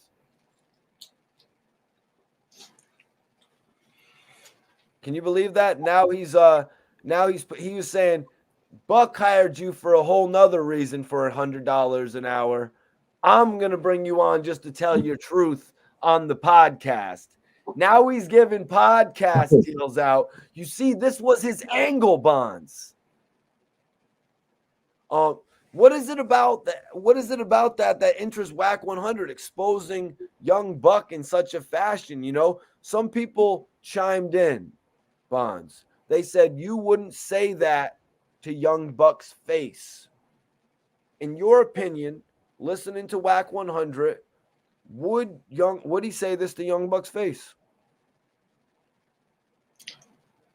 Yeah, probably. Honestly, probably. And someone was talking about, they were talking about you wouldn't say this to young Buck's face. Wack probably would, champ. Wack 100 said, you can't beat someone's ass. He said, you can beat somebody's ass, but that don't mean you're not guilty of the charges. Right, true. Yeah. Young Buck can beat anybody up in a supermarket he wants that puts their phone on him and says, yo, this, that, and the third about you. But that doesn't mean they're wrong. That doesn't mean, it doesn't change the history of what happened just because you whoop somebody's ass. True. Now, this really got a little spicy here, man. Wack said, dude might come on here and say he was the best kisser that he ever had in his life. We need to find out what's going on. He might say he had a cold knuckle game. Dude needs to be able to speak the truth. Bonds, this is your go-to content. This is your content. Star enjoys it as well. So is this the type of shit that you want to see Wack 100 doing on his show? Bringing young Buck's accuser on to talk about how good he is at making out? I'll listen to, like I said, but it's still not going to change the opinion of Young Buck. I still got love for Young Buck. So, he's not going to make me hate Young Buck, but I'm going to listen to it. Right. You're going to listen. What if they do episodic and they release like 4 or 5 episodes? Are you listening to all the episodes to hear all the details? Yeah, I'm not going to be, waiting for him to drop. But, when I get around to it, I'll listen to him. Yep. That's it. And that's exactly why Wack 100 is winning, because he's creating ideas like that, Bonds. Yeah, he's creating those clubhouse rooms and stuff. So I think he got something to do behind the scenes at Clubhouse too. Yeah, but like I said the other day, Bonds, even if he had an association with Clubhouse, if Spotify offered him a podcast deal, I see him taking it. Mm-hmm. I can hear you. I'm gonna get my lighter. All right, cool. Bonds is gonna light up. Corey Blake saluting Bonds, saying salute to Bonds. A fake dude would have said no, but the truth, Wack would say it to Buck, even if he was scared to talk too much. Yep, that's what's up. Yeah, Bonds keeps it real on the show. You know what I'm saying? Bonds is a rapper as well, though. Bonds raps as well, so that's why it's interesting to get his take here. Corey was saluting you, Bonds. He said, salute the Bonds. A fake dude would have said no, but Wack would have said that to Young Buck. Yeah, Wack, because you got to keep it 100. Wack talk a lot, but he is in a position where, he out there in Cali and he talks, he have to stand on what he say, you know what I'm saying? So, I kind of, I respect that he, he gonna speak his mind, and I say I don't got to agree with everything he say, but I just respect the fact that, he don't let fear motivate his speech. He don't pick and choose, what he say, so. So this is a little spicy, but why do you think Wack 100 wants to offer this guy a platform? He's doing a lot of weird things here, Bonds. You think it's just strictly based on putting out content for the people? Yeah, unless he got something with Buck from back in the days. Because I think, didn't Buck and Game have a situation? No, not really. They were more so cool when 50 was beefing with Game, and that's why 50 and Buck was beefing a little bit, right? Exactly. But maybe Wack 100 wanted to manage Young Buck. Would Wack? All right, that's the question right there. Wack 100 loves to manage these guys that he scolds, that have questionable reputations. Stitches. Takashi.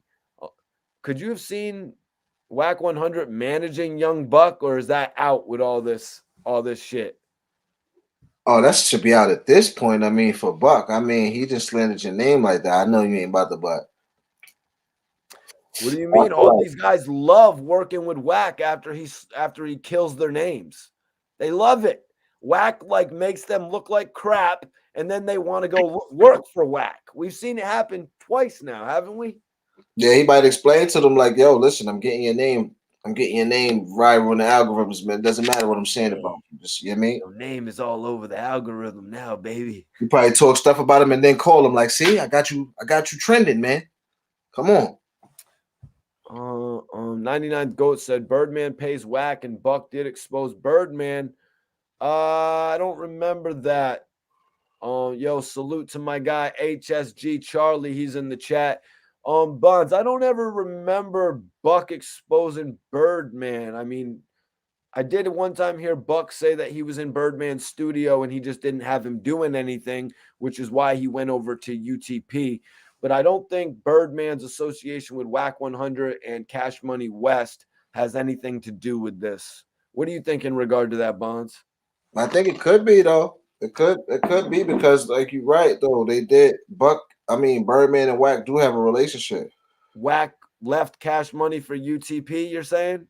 No, but Wack had. I think Buck probably butted in with the Little Wayne situation too and all that. So that's what thing you got to pay. You know what I mean? It'd be things.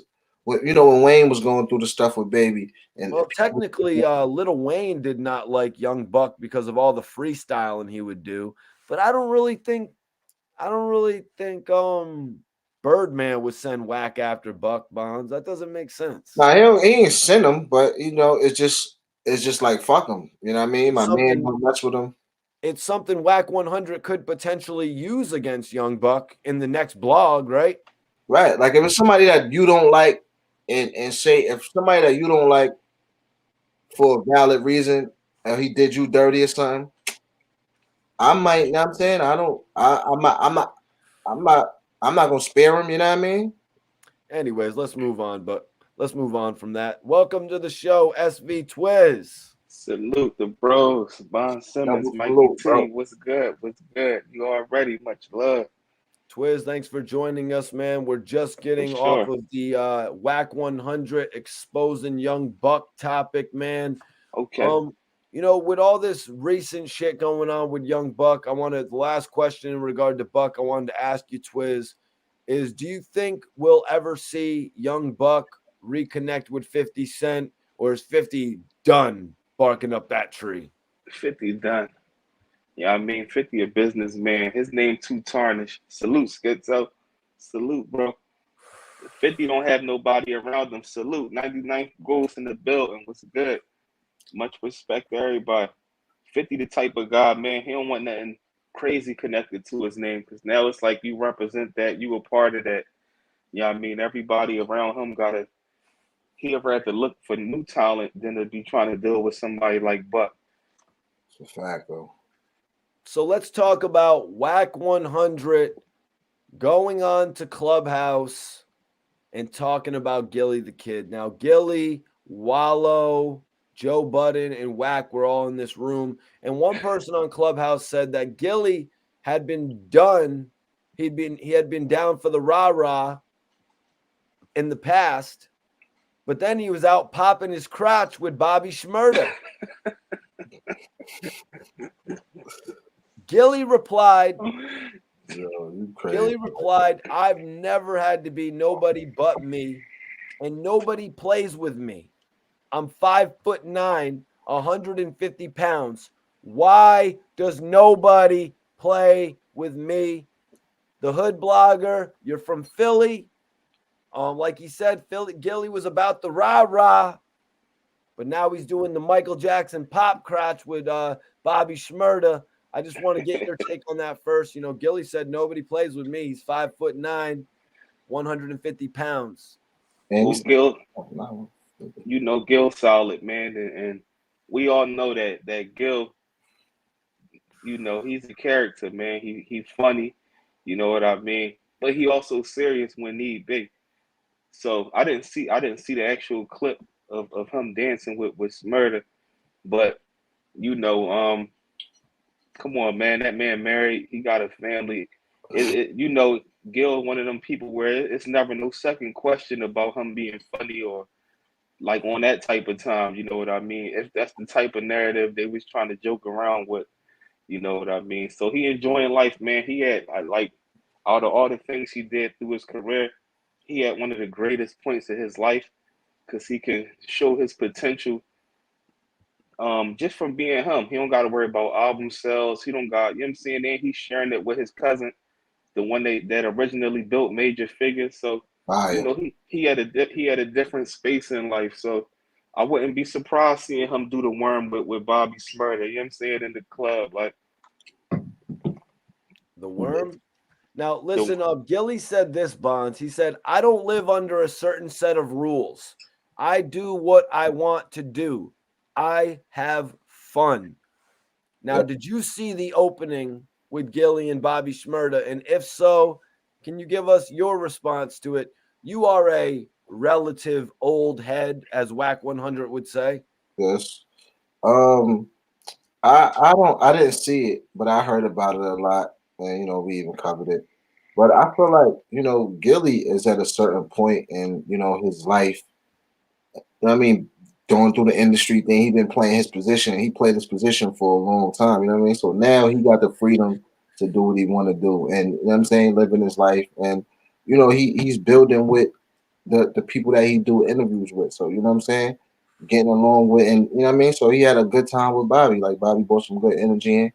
He danced with him like he ain't say yo come over to the dance cam and we dancing like nah. This is $1 million worth of game. He like he danced with Bobby like. That is what it is. That's cool. Yep, and we're gonna get into that. We're gonna get into that a little bit deeper, Bonds. We're gonna dig into that what you were just saying a little bit deeper as we get further into this topic. But Twiz, Wack brought on a female who said y'all was doing too much hugging. Gillie responded, "We were not hugging. We were having a great time."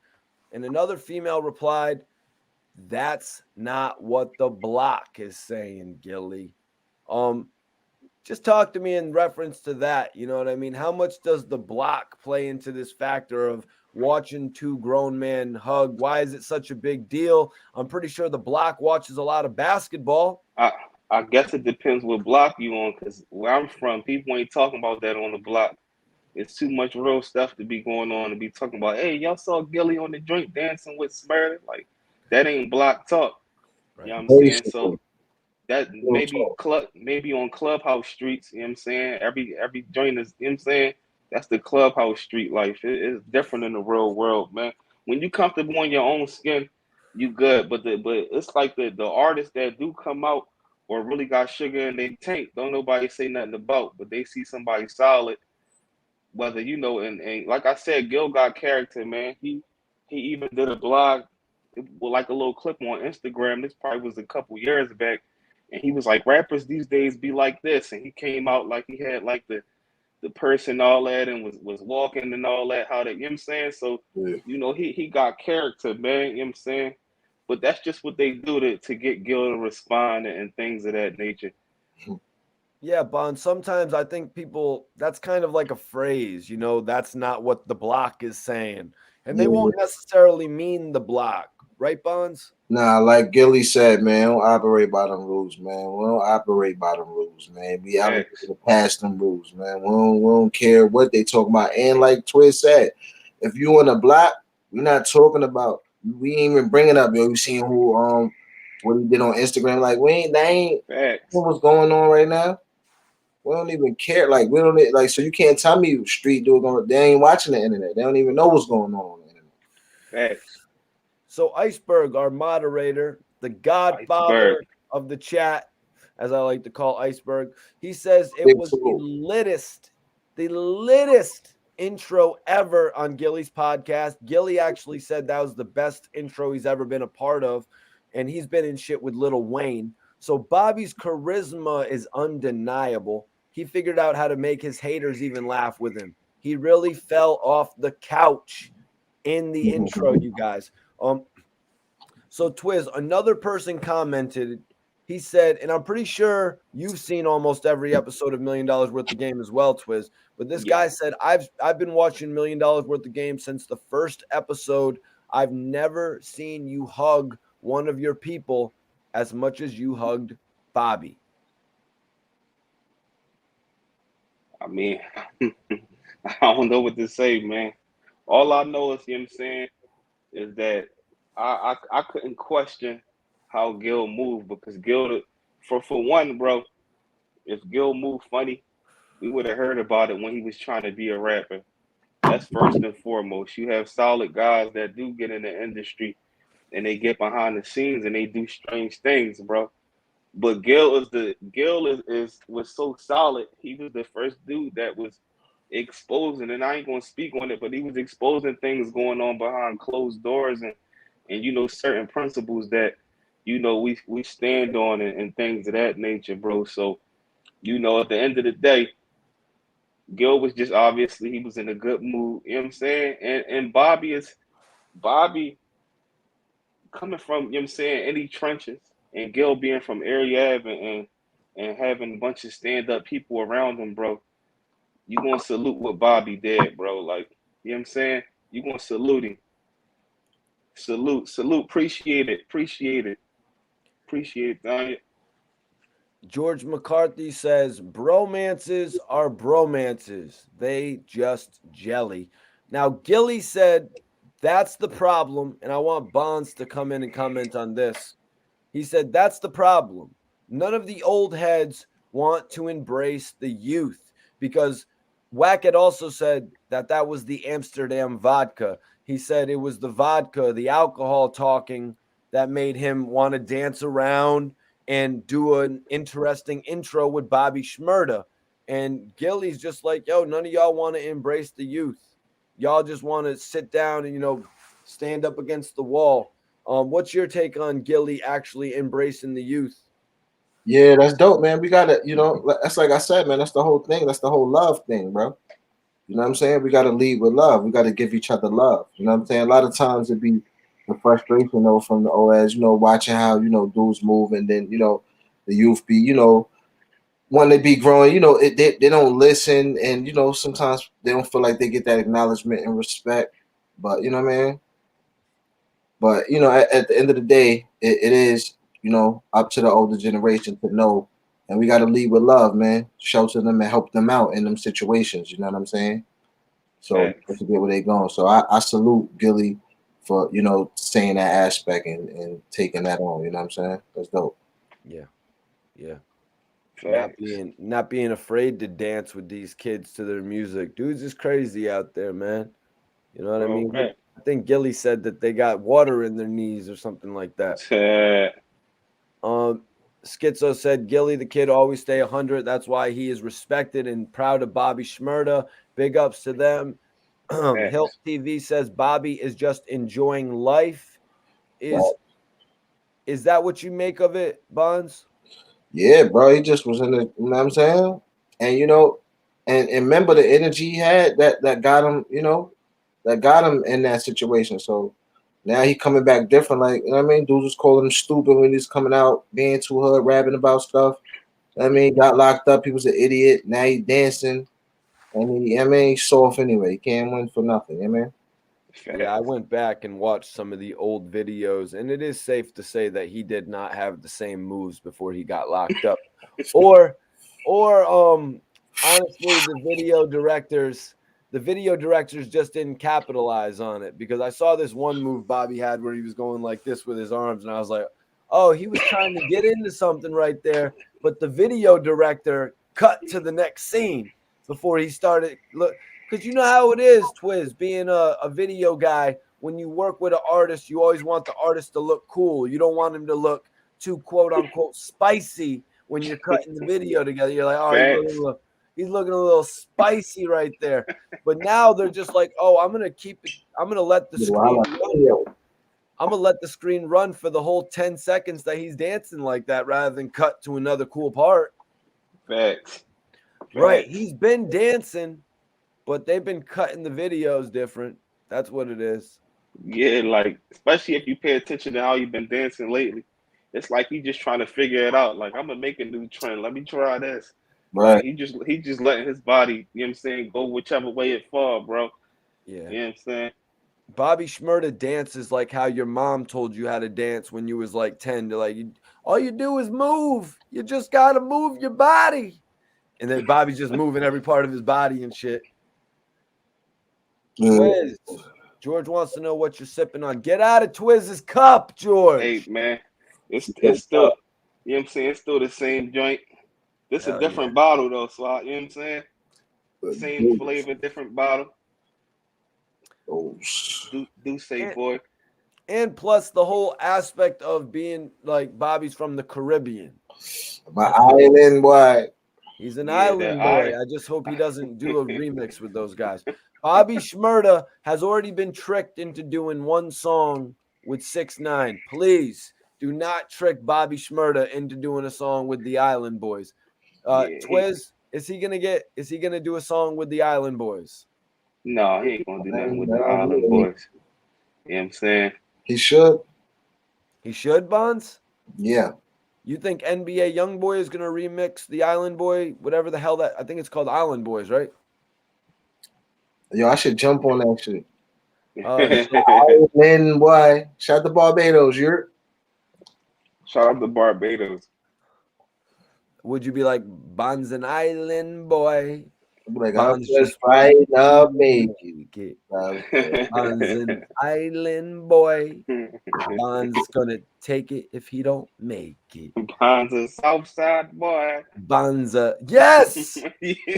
Yo, there it is. You're a Southside boy. Island boy. No. Bonds, I'm a Southside boy. Get shot like 50 Cent. I don't want to get shot like 50 Cent. We gotta get rich or die, man. Try like Cent. You know what I mean? What is it, Mikey? It's get rich or die trying like 50 Cent. Like what I mean? I'm a Southside boy. Let me write this down. Trying like 50, however you make it work. You got to get into your Caribbean vibe for it. Yes, Schizo likes it. Bonds is the South Side boy. He's just trying to make it. My South Side boy. I'm just trying to make it. If you got that, and then in the verse, you gotta take it. And then in the verse, you got to fit in "Get Rich or Die Trying." You'd be like, "Get rich or die trying." That's what they saying. You know what I mean? You go back into everything that they were saying. You know what I mean? You go back into everything that they were saying. But anyways, let's move on from here. We got to get back into the topic. So let me see. So a female was saying, Twiz, I know you're the guy, you're the Philly boy. You know what I'm saying? So a female called in. She said they were doing some twerking and Bobby was hugging Wallow too tight around the neck. Gillie said, "Tell me what didn't seem right." Now, Twiz, I know you're a videographer. You've seen every type of video as well.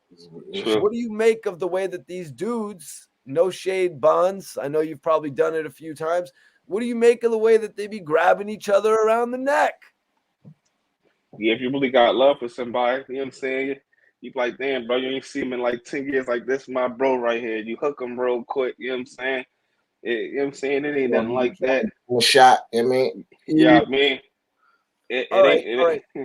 So, Bonds, Twiz is saying it's like somebody you haven't seen in a while, but, you know, you're an artist, Bonds. So, like, you know, when you meet a new artist, you sort of just want to give off that emotion, and that's why you'll grab them, even though you haven't known them for all that. Take me into how that works, man, because sometimes artists will skip a few steps and just start grabbing each other. Yeah, I mean, showing love, getting involved, getting into the shot. It could be a couple of different reasons. Pulling them into the shot, making a scene, showing camaraderie. It's it's love. It was it. You got to do the joint off of Friday. I mean, was it like this or was it like this? Like you're grabbing it. If you grab around the head, that's cool. You grab somebody's waist now, you that's suspect. Like who grabbed you? Nobody's doing that. Nobody's doing that. Somebody grab you by the waist and then you cut. Bro, right. Bonds, that's if you're working with a female artist. You grab her around the waist real quick. You know what I mean? If you're working with Diamond, Lil Kim, even a more gangster one, I'd grab Mahana, do your dance, Mahana. You know what yeah, I guess. You know what I mean? But Sean. I've never been one. I got a little two-step, but nothing more than that. You know, I'm not really. I'm taking Bobby Shmurda dance lessons. But let me see. Where was I going with that actually? Damn it. I had to before we went on. And why? So Gillie went off for being called out over Bobby Shmurda, man. Wack 100 and Wallow started talking about Joe Budden.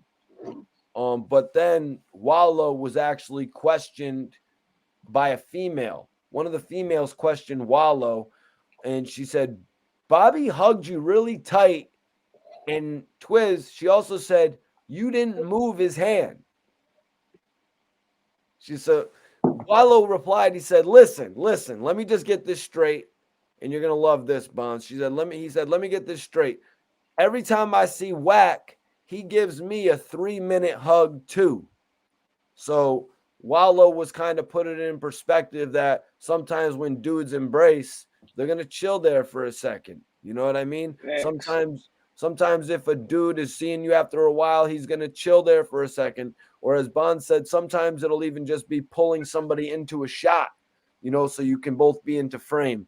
But I was going to say, you know, when Rollo did videos with Lil Durk and NBA Youngboy, he was grabbing all over those dudes. If you don't remember, he was grabbing all over them, like trying to do the rapper thing. It was like, yo, Rollo, chill out a little bit. You're trying to do the rapper thing a little bit too much. But he was trying to make it look like it was organic. You know what I mean? Facts. When you comfortable and you know what it is, and the people around you know what it is, bro, it ain't on them type of vibes, bro. If you from the streets, we didn't all gave bros hugs and you know what I'm saying? arm around the shoulders and all that. Like, we made it type of stuff, bro. You know what we've been through? Huh? You know what I'm saying? Exactly. So Wallow didn't want to answer the question really that Wack was presenting. Wallow more so wanted to talk to Joe Budden. And Wallow had this to say to Joe Budden, Twiz. He said, your song was bigger than anything Gillie ever done. Let the record reflect. He was doing shows in bars and you were doing shows in clubs. What do you think, man? What do you make of Wallow saying that shit over and over and over again? Well, it's not no secret. Wallow and Gillie, they always go back and forth, and he know how to get under Gillie's skin. Now, one thing I can say is, you know, he could be right, because at the end of the day, it's like, I know coming up, you know what I'm saying, with the major figures that era, it wasn't like no social media, no internet. I'm talking about like late the 90s, and when they was like major figures, the full group. And why? So I know it was spinning in Philly. I don't know how much it was spinning around worldwide. Whereas though, like when Joe Buttons came, you know, he was like under that umbrella where he had no machines behind him. You were seeing him on 106 and Park and things of that nature. You know what I mean? So, you know, he could have a point. Mm-hmm. So Wack said that Gillie hates on Joe Budden because he can't out rap Joe Budden. And I just want to say, I've already said this before, like Joe Budden and Gillie the Kid are obviously different type of artists. Wack had after said, you know, I was never worried about 50 Cent in Game, but Joe Budden had me worried. Now, Joe Budden had beef with G Unit back in the day. In my opinion, Gillie the Kid and Joe Budden are different type of artists. Absolutely. Gillie, in my mind, was always a 50 Cent or a Game style of artist, like a mainstream face of the hip hop style of artist. Joe Budden was kind of like a lyricist that was thrown into that Pump It Up record, where they just threw him into this. They threw him into the some shoes that he couldn't really fill with that type of style. That's a fact. Joe Budden had music that he was only allowed to make, where Gil was putting out music that was coming from his heart. Gillie didn't get to explode to becoming as big as 50 Cent or the Game, but that's always how I looked at him. You know, I never looked at Joe Budden like he was going to become the next big thing like that. The thing about Gil is bigger than what we all make him to be, because people was thinking he was tripping when he was talking about this stuff with Wayne, but he really molded them. Like, bro, like Wayne, if you listen to old Gillie freestyles, and I'm talking about like ad libs and all of that, bro. Like Gil was doing that before he was even around them. If you listen to Wayne, he do the little like the laugh and all that stuff in there. He dragged his words out more than he did from the original Wayne that used to have the cornrows back in the day. You know what I'm saying? So, you know, he molded one of the greatest rappers to this day. So certain people really not on the level as him. Gil just didn't make it on a big platform as he could have, and that's probably because of the behind scenes things. Like, he was behind scenes with Cash Money. Bonds, let me ask you something. Mm-hmm. Joe Budden, Pump It Up. Mm-hmm. Is it comparable to any songs that Jay-Z or Nas ever put out publicly? What do you mean comparable? Is it comparable? Is it like similar? Is it of the same, you know, like same type of range? Like, did they ever release a song mainstream like that, like how Pump It Up was? Maybe that Rock Boys in the Building Tonight. Remember that one off of that soundtrack? But is there anything else? Or the H to the Izzo, V to the Izzo. Man, that ain't like Pump It Up. Jay-Z on a different galaxy. He not even nobody you even compare to a Joe Budden. Maybe the Nas and Genuine joint. The You Owe Me Something. Did that have a feel like pump Pump it up. Pump.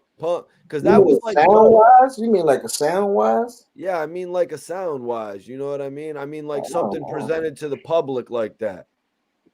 Jay-Z freestyled off Pump It Up, and it was hotter than Joe Budden Pump It Up song.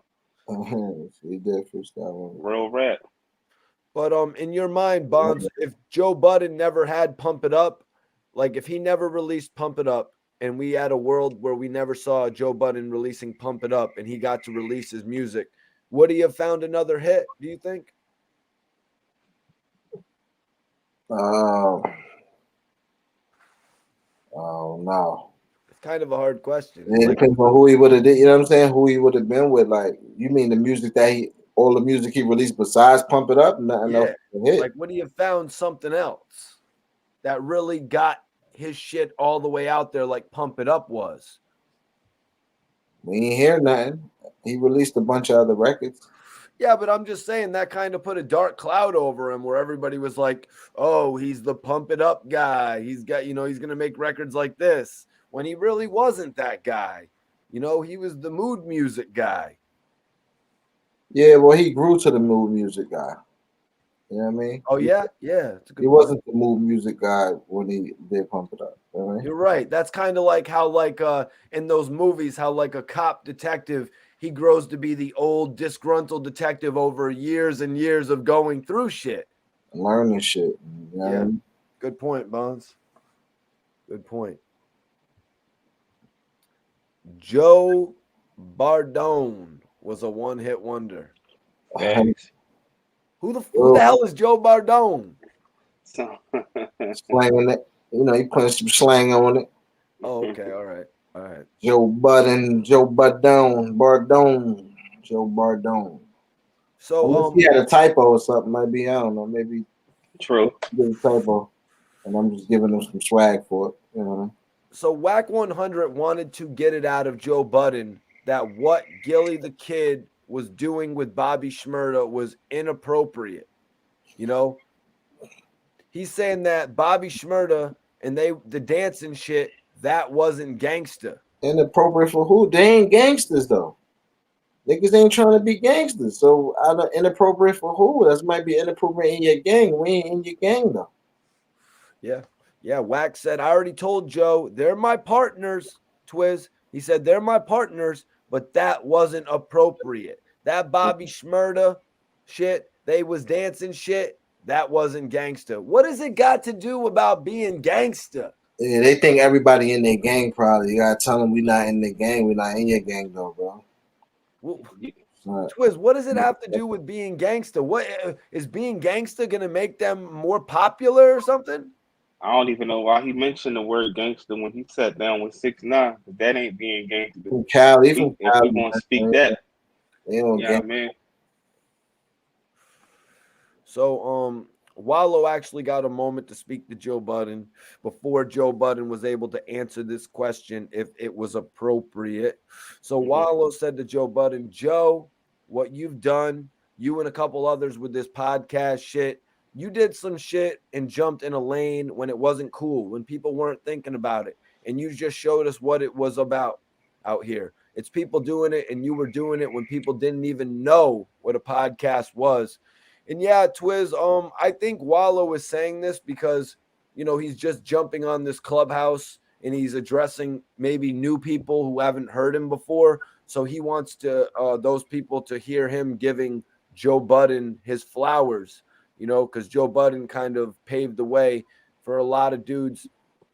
Like, I did an interview with Royce the 5'9" where he said when Slaughterhouse got together, Joe Budden just whipped out his camera and started filming them and started putting together blogs, like you and I will, like all of us will. Bonds makes his own blogs and shit. And he started filming the other guys of Slaughterhouse. It's like, wow, what a cast. You got yourself. If nobody wants to watch the shit you're going to film about yourself, you got now Crooked Eye from the West Coast. You got Joel Ortiz from New York. You know what I'm saying? He probably was like one of the. I'm sorry, I'm missing one as well. I'm missing the last member of the group of Slaughterhouse. Royce the 5'9". No, not Royce. Not Royce the 5'9". Ortiz, Crooked Eye, Joe Budden. And Joe Budden. That's why I missed it. He's from Jersey, actually. New Jerusalem. Yep, 1017 agrees with you, and it's not gangster to interview a rat as well. Twiz. Yeah. Twiz. He didn't interview a rat. He participated in an interview that involved a rat. Is there a difference? He interviewed them because he wanted to interview, even though At was the main host. That's like if I get you the middleman for 6ix9ine. It's like, and you just sitting there, you say things, but I'm asking all the questions. You know what I mean? Academics ain't say much. All right. So say I was interviewing 6ix9ine, Bonds. I'm gonna put myself, because I know the hood blogger would never do this.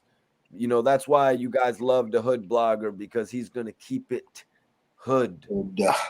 But so Bonds, I'm interviewing 6ix9ine, and I say, yo, Bonds, do you want to come be in this interview?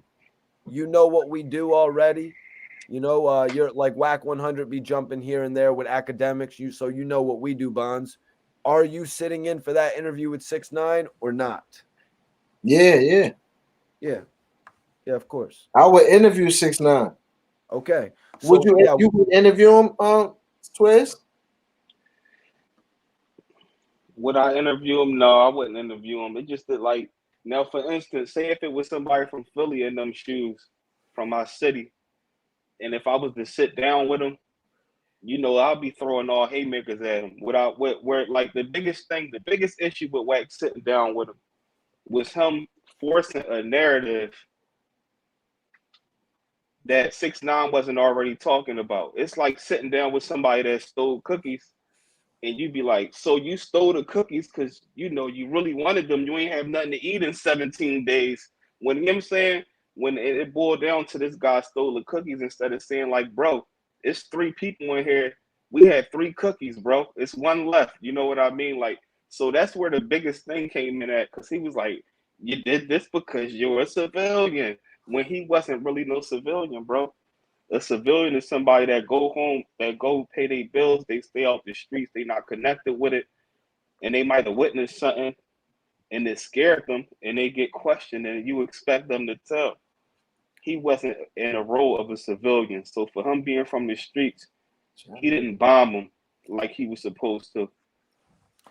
George McCarthy says, facts. Some will sell their soul for a bag. Twiz is not one. Not saying. It wouldn't be money. It wouldn't be money, but I wouldn't do, like, I don't hold money in high regards. I wouldn't do nothing that I'm morally against for no money.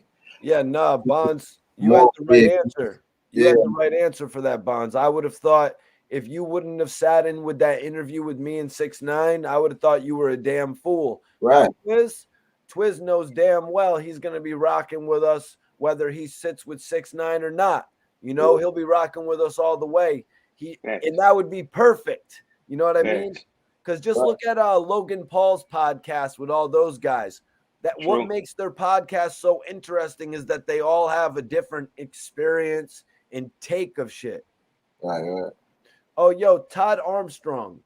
So Todd Armstrong says I'm on that H, you guys. But I asked my friend Jesse, one of my best friends, about why do some of these guys out there say I'm on that H? My friend was like, yo, bro, whoever says that about you doesn't know shit about what dope is, because they would know that if somebody was on dope, they wouldn't be able to carry a podcast like you do. Facts. If Mikey was on that, he would be dipping off. I chilled with Mikey. You know what I'm saying? Mikey is a true roster. You know what I'm saying? He don't even drink like that. He might take a little sip here and there, but he'll burn down. You know, he burn it by the pound, bro. Like, that's all he do is burn heavy. And he a workaholic, man. You gotta realize facts. K. Gaddafi, salute, fam. You know who that is, Bonds? Nah, I don't. But it's crazy. Like, yeah, you're right. I agree with you. Like, that's what my friend told me, because I was like, I had to ask him. I was like, yo, bro, like, you know, I smoke the most gas. Like, I smoke probably more gas than some rappers. Why are people online saying that about me? And he was like, yo, understand, bro. Why You gotta understand people though, bro. Like it don't matter what they say. Like people gonna say stupid stuff, bro. Bonds, they don't know the effects. These people, they're ignorant. They don't know the effects of what those real hard drugs do. They're ignorant to it, Twiz. They just want to say that shit. You know, somebody might be sitting there on H going through it, then just say that to you, like I mean. So facts. A person that's on H can't sit still for an hour. Nah, this is all I'm on. This and some chronic is all that I'm on. You want that H? You want some haze or something, man? I got interviews with people on H, and you see how they move. They can't, you know what I'm saying? They can't function. Like they can't sit still for 10 minutes. Hit the like button. Hit the like button. Sir. Oh yeah, yo, Ghost. I just wanted to give it attention real quick because we got a bunch of people in here, man. And I usually never do give it attention, but you know, sometimes on here we can just go at anything. Like last night, somebody said Bonds looked like Cat Williams. Bonds, you take that as a bit of a compliment, though. Cat Williams is a freaking icon. I don't even when people say stuff. I love people, but I don't really like. Know what I'm saying? I don't even take a weird comment like that. Like, I mean, yo, K. Dot says I'm from Chicago. I knew about Shay Davis and Bonds OTF movement in 2006 and 2007. So, Twiz, I just want to say to you, I want to ask you, Twiz, this dude out there, K. Dot from Chicago, saying that he knew about OTF in 06, 07. Yeah. What does that mean in reference to, you know, Bonds' OTF actually existing before Little Dirk's? Yeah, exactly that. You know, and you know that the proof is in the pudding. We know who the originals are. Yeah, I'm talking about. And it's just that before that. Facts. It's just that they you know, with the rappers that's out now, they just on such a big platform. You know what I mean? So it happens a lot though. How is Bonds getting all of these comparisons now? Bonds looks like Little John. Yeah. Yay. Bonds, you just gotta look at it like this, bro. They just saying you got the face of a celebrity, man. They done named you with like 4 or 5 different celebrities. That's a fact. I ain't hear Ja Rule yet. Yo, so Twiz, I want to ask you, you know, since you're from Philly, you know, the Philly hood blogger, but the hood blogger in general, what's your take on Gillie and Wallow actually following in the footsteps of others like Nori and Joe Budden, man, and becoming as successful? I think it's great. I think it's great how everything played out because Gil was running his podcast off his Instagram for years, you might as well say, to the point people was filling his DMs up every day. And he would come on his Instagram and be like, so-and-so asked me this. So it was like kind of like a radio show at first. You know what I mean? And then to be able to make bread off of it. That didn't make me happy. That didn't make me feel good. What the hell, man? Who do I look like? Damn it. Yeah. That ain't make me feel good inside. Put your picture up. So he said, put your picture up. Yeah. Nah, that's what I love, Jay, man. Salute, LTV. Anyways, I'm sorry to take away from you. My bad. It's my bad, Twiz. No, it's cool. Bad, it's dope. It's dope. That was. But I feel like they all followed the footsteps, even when it come to Nori and even Joe Budden. I feel like Joe Budden probably was the first rapper to set up a podcast, but he wasn't the first person to have a podcast.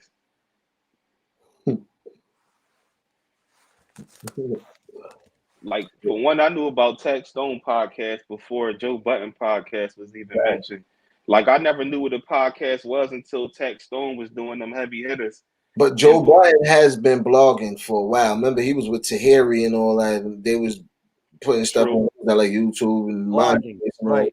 They was like he was blogging about the creation of Slaughterhouse as well. Yeah, he was blogging for a minute. But you know, Joe Budden, he was up under the Rock umbrella, and Choke No Joke been doing that with the Rock for years. True. Before he even came, so it was like the blueprint was really in front of his face. True. And for the podcast, the one person we leave out is Star. Star been doing it longer than everybody. Right, right. But Star is more along the levels of you and I, though, True. Twiz, or am I wrong? He's not True. along the lines of Bonds being an artist. Yeah, he's not an artist. That's why I said Joe Budden probably was the first rapper. I look at him as the first rapper to make that move. Yeah. Because Star and Buck Wild wasn't an artist either, right? No, they was always, it was like radio show style at first, but they still had the camera set up like a podcast style, but it obviously wasn't a podcast. So podcast didn't exist back then. But Right. Star continued to do it. I was interviewing people. Facts. You're doing short films and pretty much lifestyle documentaries and shit. Facts. How do you break it down? Facts. That's what it, like, you know, you was doing certified interviews and like starting them. They was like they was just sitting in places and they was talking about everything that was going on, talking about rappers. You know what I mean? Without interviewing actual people. They had a few people on there, but nothing major. Tekken says Gillie's a real one. I remember the movie Animal with him and Nipsey. Shout out to Vin Rames. Vin Rames putting those on. Facts. I think they put my man Black Child in that joint too. All right, Bonds. I don't really know much about the Beastie Boys, but Mario Jordan says Mikey T looks like a Beastie Boy. Is that I'm a Beastie Boy? I'm Beastin' Boy. I'm a Beastin' Boy. I'm just like Beastin' Boy. I be Beastin' Boy. Because they just keep repeating Island Boy, so I can just be like, I'm Beastin' Boy. But do I look like one of the Beastie Boys, Bonds, or absolutely not? Nah, you know what you could do? I really you could go somewhere and tell them that you one of the Beastie Boys. Take one of their name, like, yo, what's your name for the Beastie Boys, man? Stop playing Beastie Boys. Y'all don't respect hip hop no more. I like that. Good in any club, man. You can't really do that anymore, man. You can't really do that. Like how people used to go to the club, be like, yo, I mess with French Montana, man. You know, I need to get. I would just go to the club like, old Adidas tracksuit on. Old Adidas tracksuit on. Yup. That's perfect. A Beastie Boy, man. All right. So we got back to it though. Well, Gillie actually said, because they were saying, because Wallow had paid homage to Joe Budden, and then Wack 100 had said, you need to pay homage to Joe Budden, which Gillie has done on multiple occasions.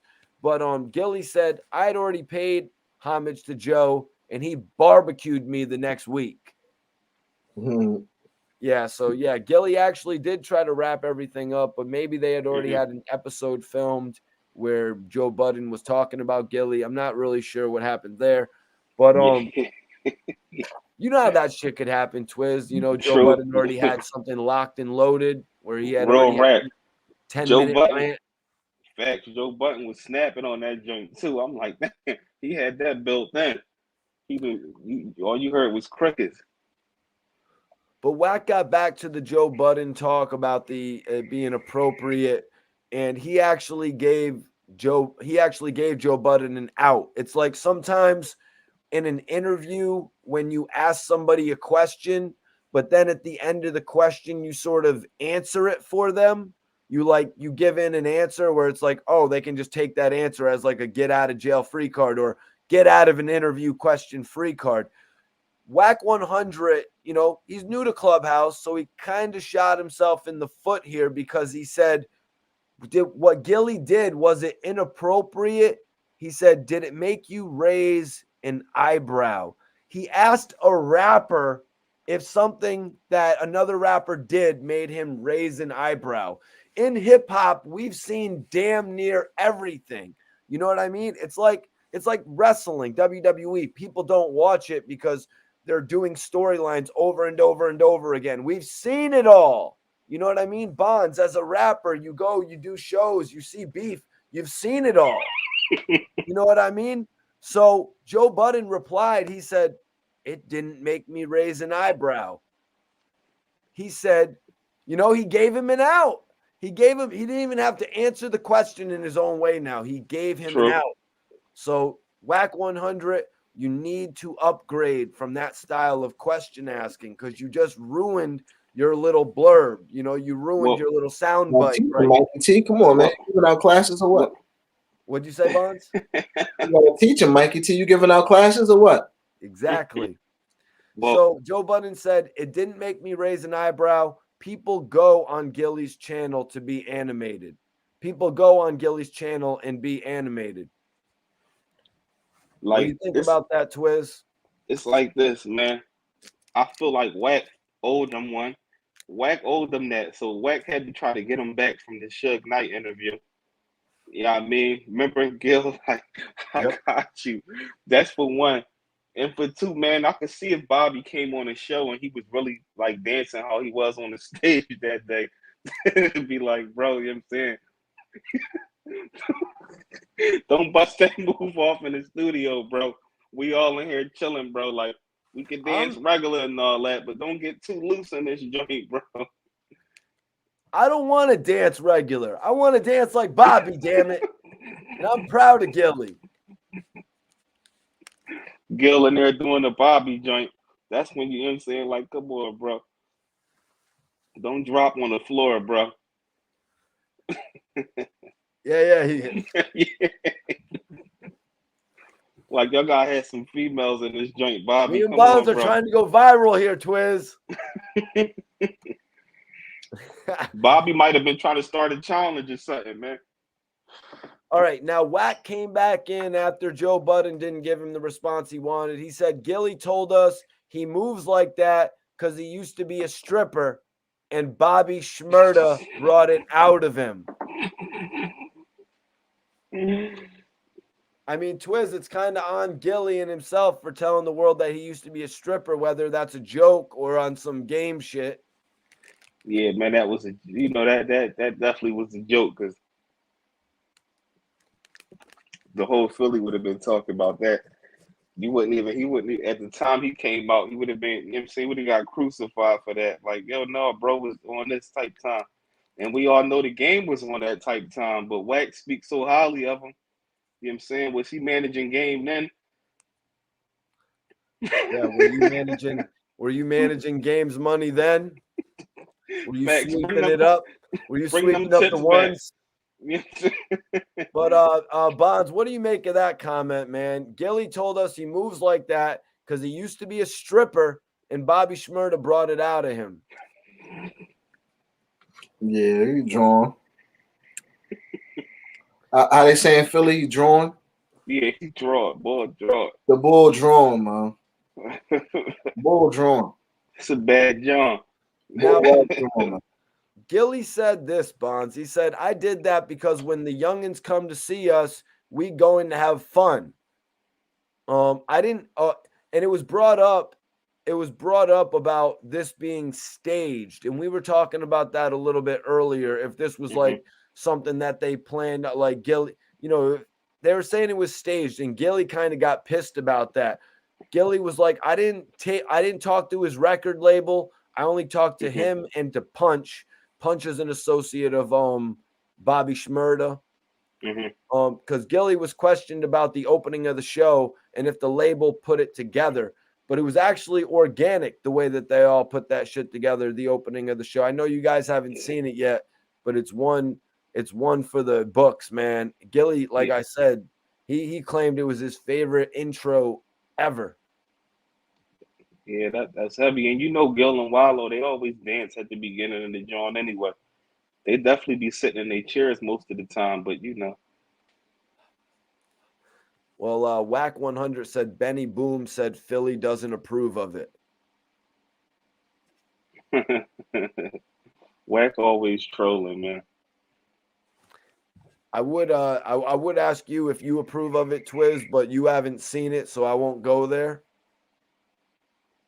Yeah, I ain't see it, but I know it wasn't like that, man. Like, you know, the city support Gil, period, man. Like, you know, he like the godfather of the city. Because before all of this, before $1 million worth of game, you know, after major figures, all that, he ain't do nothing but try to help the city out.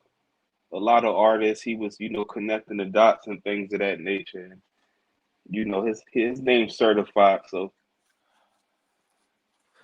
So Twiz, another topic we had was Wack 100 actually wants to take the tranny from the Young Buck video, from the Young Buck phone calls, and bring him on Clubhouse and actually do an interview segment to have a whole discussion about what went down with Young Buck, man. Oh man, this dude digging up fossils. I You know what think I'm he's saying? just doing it for ratings, Twiz. It is, yeah, for ratings, but you know how much revenue is you going to accumulate from off of that? I don't know how Clubhouse work and all of that, bro. But at the end of the day, like he said, he sat down for 6ix9ine. It was business. Excuse me, it was business involved. So what's the business with this? Like I don't even know, like what him and Buck had words or something. What's the point of that? Yeah. Me and What's the point? Bonds and I didn't really know. Yeah, it's like it's not no point. Even the stuff with Buck, it was so much stuff put out there already. Like, you know what I mean? You about to give a person like that a spotlight where that person can come on there and make up all types of stories. You know what I'm saying? Whether it happened or not, but they can add extra icing on the cake. You know what I'm saying? Like, you know what I mean? Right. They know how this internet stuff works. That's exactly what I was saying. And it's somewhat similar to what happened with Wack 100 and Memo 600, because there's a whole conversation that Wack 100 is alleging that he had with Chief Keef. Have you heard about this? No, I haven't heard about that. So Wack 100 is alleging that he had a conversation with Chief Keef, and Memo 600 is just going off crazy. He went off crazy. He said Sosa is scared of me and my dead brother. Matter of fact, I'm fitting to call Tato. Yo, Bonds, it's crazy how somebody's always scared of you and your dead sibling who's not really around to clarify anything, right? Right. That always seems to be the case, right? Yeah, homie is scared to death of me and my cousin twice removed that passed away, unfortunately, 3 years ago in a car wreck. But if he was here, he would vouch for me. Right. You know what I'm saying? Yeah. Spooky, man. So yo, Memo 600 is saying in this conversation that I'm going to read to you, Twiz, he doesn't even know if Chief Keef actually said anything about him. Hell, he doesn't even know if this conversation actually took place. So, but this is what Memo said. He said, his ass is mad that I don't want him to manage me anymore in regard to Wack 100.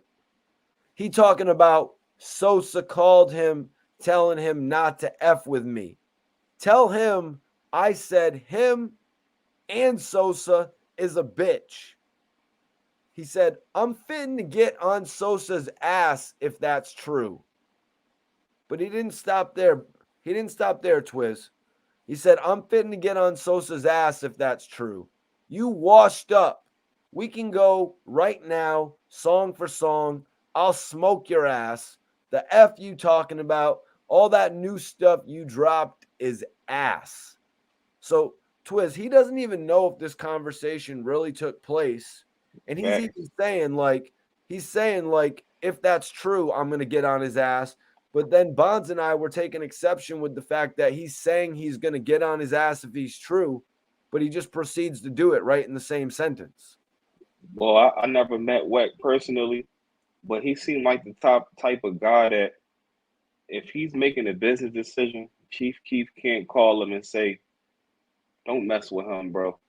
Because if that's the case, he wouldn't be doing a lot of things. If you hear about him, even when he signed Blueface, where we talking about real gang related situations, where he was like, everybody like, yo, why you signing Crip and all that? Like, you signing the Crip, bro. We pod, bro. And he like his business, So it don't like that come from just shooting off the hip.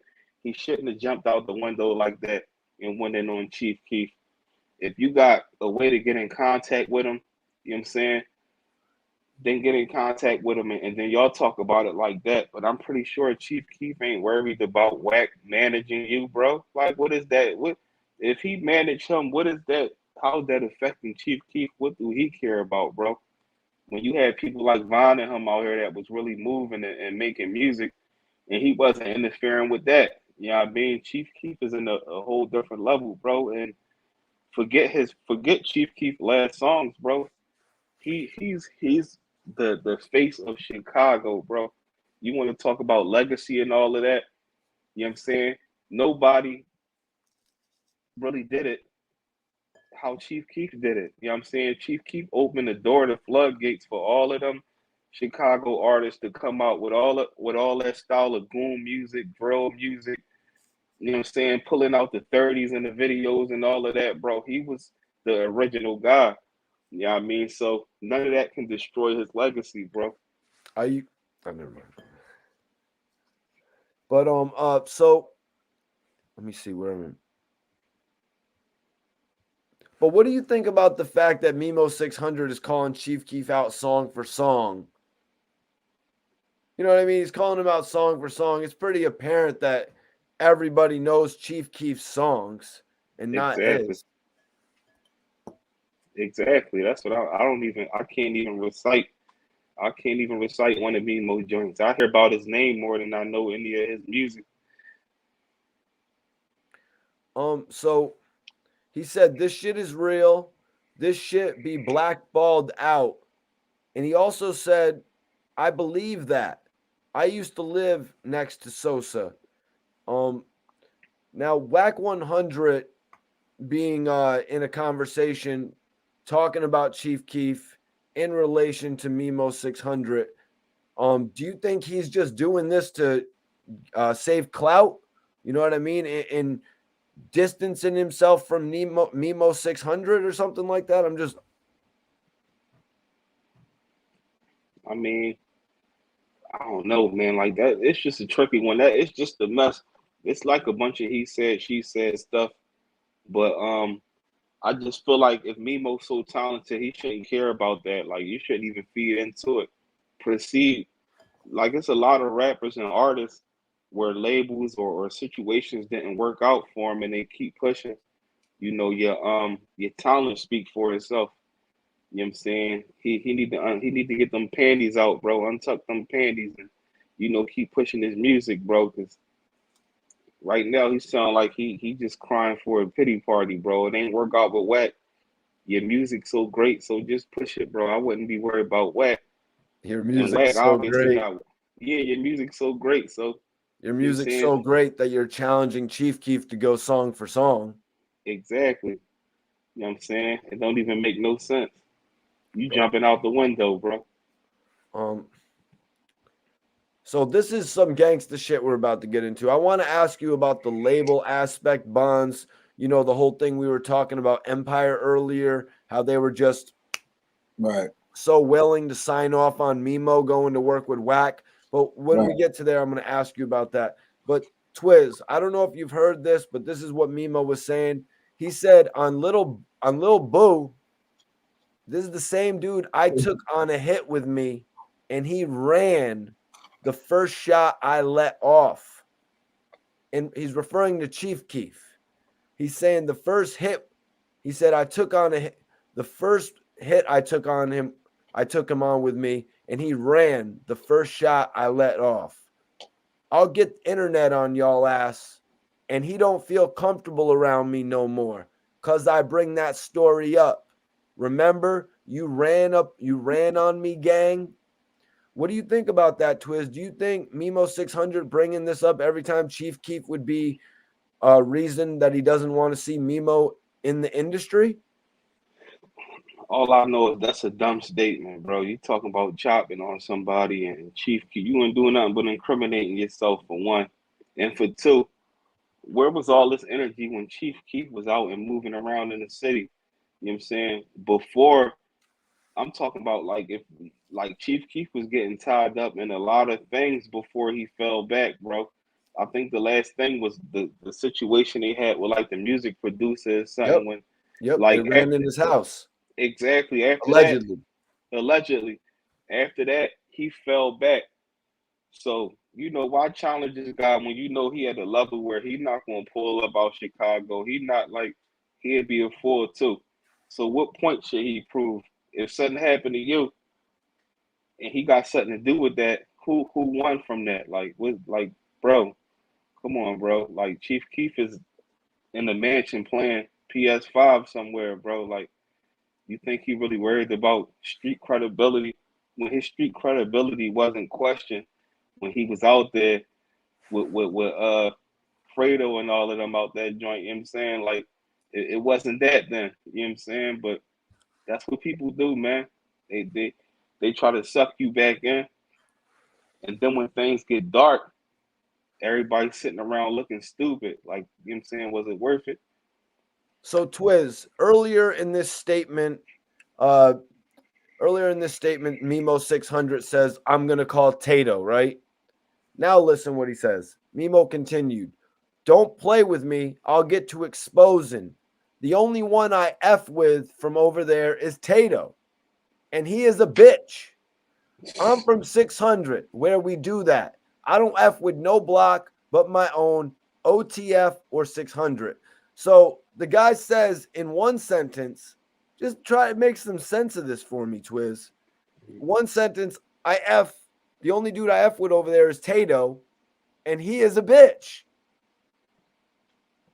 If he a sucker, why you mess with him? Bond if said you the same stand on thing. so much principles, it don't even add up. Now he goes, he's talking about Chief Keef. I hope that's not true. Memo says, I hope that's not true.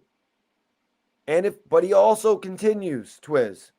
And if I catch him at any show, I'm knocking him out in front of everyone. I'm going to jail for a few hours. What do you make of Memo 600 saying he's going to fight Chief Keef in front of everyone, Twiz? Does he even make it to Chief Keef? Probably not. Probably not. You know what I'm saying? He just, even with that, you know what I mean? I don't know, man. It just don't make no sense, bro. Like, he too angry, man. He need to take a chill pill, bro. Like, it ain't that serious, man. If it's like that, then you get straight at him. You up here putting on the show talking about what you gonna do and all this and that, bro. Like, that ain't it. Bonds, what do you think, man? Do you think it's just all the built-up aggression from not being able to go all around the world with Chief Keef, or do you think it's something else, like just wanting to get headlines? Combination of that and drugs. Drugs, weed? No, they on. They popping. Oh, they're doing they're doing a lot of them dirty they drinking that H. They really drinking that H. They on that H for real. Facts. James Brown loves the Beastie Boys. You know Mikey T was a Beastie Boy? You look like Vanilla Ice with a beard. With a beard. Oh, a beard. He said with a beer. Yeah, with a beard. He meant a beard. That's different with a beer. With a beard and a beer? King Gaddafi says, I told him I was Mike D. They was like, gee, I don't know. He might be. Oh, bars. That was an Eminem bar. I know. Wack 100 gossips like a broad. At church. Mikey T is my naker. I hate you, man. Don't ever do that again. He cool as hell. Oh, Gaddafi had asked you a wild question earlier too, Bonds. It had to do with French Montana, so I didn't want to get into it. Sounded like it was going to take us like 10 minutes. Wow. Okay. So me and Bonds talked about this earlier, but Twiz. I could DM me the question. So Memo 600 cleared up a few things about Wack 100, Little Dirk, and OTF. He said, you don't know me. We had 4 conversations on the phone, and I've never seen you in my life. I've never seen you in real life. He went on. He said, "You went around asking labels. The label told him, Empire told him, we will clear him. You can get him." And then he told me that I asked Little Dirk, and he didn't clear you. You lying. I'm not even signed to Little Dirk. I own my masters. What is you lying for? So basically, Memo 600 revealed, Twiz, that he's actually not even signed to Little Dirk and OTF. That's heavy. And then with all the conversation of Wack 100's not responding to Memo 600's calls, my only estimation is that Wack 100 found out he doesn't actually have a deal with Little Dirk, and then he was less than interested with him. Absolutely. You know what I'm saying? That just added the icing on the cake between the Blueface stuff. It's like, bro, none of these people probably mess with you for a reason. Reason it was never on paperwork. Why should I? It's just gonna be problems down the line. So Bonds, Empire told him, we will clear him. You can get him. Why do you think Empire was so interested in having, Wack 100 jump on the project with Memo 600? Just let him into the deal. Yeah, I mean, maybe, being that it was some static between him and Lil Durk, they probably was really signing him on the strength of him being able to, have Lil Durk features and affiliation. So being that they seen that might have been gray area, they probably was, quick to, hey, whatever. Maybe. Yep. That's a fact. A lot of labels will sign, you know what I mean? A lot of labels will sign acts just because they're connected with other artists, and that could be another reason that they let Wack 100 get in on the deal, because okay, Little Dirk's not going to mess with Memo 600. We need somebody else in the industry that's connected to mess with him. So we'll just let Wack 100 get in on this shit. But Twiz, what do you make of this, man? Little Dirk hasn't signed Memo 600. They do not have a relationship. Obviously, him and Chief Keef don't have a relationship, so I don't think we should expect features from Memo with either of those guys in the next few years. Yeah, it's obvious. Not saying that he's not a good rapper, because I didn't really tune into his music, but obviously they don't see it, it worth being in business. You got to put money up to build the artist, and if they feel like that artist can't make the money back, or he could be talented, but he might not be controllable, where you can't just talk to him like, we got to do this, we got to do that. Now you got a contract with this guy, and he doing whatever he want. Yep. TNS family. Gil Ben told us that leave my guy alone. No, not Punch from TDE. Punch from thisis50.com. He used to do interviews for This Is 50. He's got a new podcast called Earplug. Bonds, are you familiar with Punch? Yeah. What, just from the blogs or anything from New York? Yeah, from the blogs, and I know dudes that know him from New York. I don't know him personally, but I know dudes that know him. Bonds looks like Chameleonaire. Me rolling. A10. Nah, I do Dutches. Bonds, you were not rolling up a. I was rolling up You're not in Philly, right? Sweet Aromatic, champ. Sweet Aromatic. It's almost Hood time. Blogger. Cool, baby.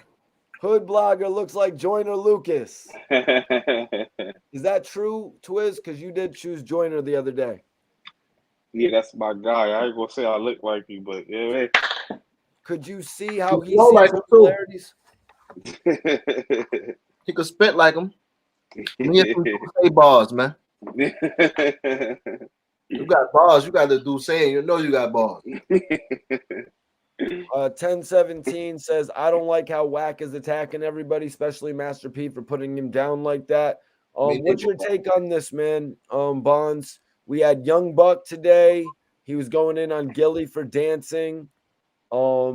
and, you know, sort of trying to get under, I think we can agree he's trying to get under Memo 600's skin. Yeah, and I agree with what bro said. I don't like how you doing that, either. I mean, what about the Young Buck stuff? Is that all right, or you just pretty much would rather not even see that on television? yeah, I would really rather not see it. You know what I mean? I mean, I'm listening to, like I said, I would listen to it come out, but I'd rather, you know, like. I mean, Bonds, I don't. I mean, Buck up, man. Let's uplift Buck, man. Twiz, I don't know what kind of show Wack 100 is trying to run, but he legitimately said on Clubhouse that he wanted to get Young Buck's accuser on the air to find out if she or if the accuser thought that Young Buck was a good kisser. Like, oh man, is this what type of show Wack 100 wants to produce? Like a Wendy Williams, like Ricky Lake? What are we watching here? Jerry Springer or something like that? What he want to know that for? What does he want to know that for? Rap, I guess, man, nowadays.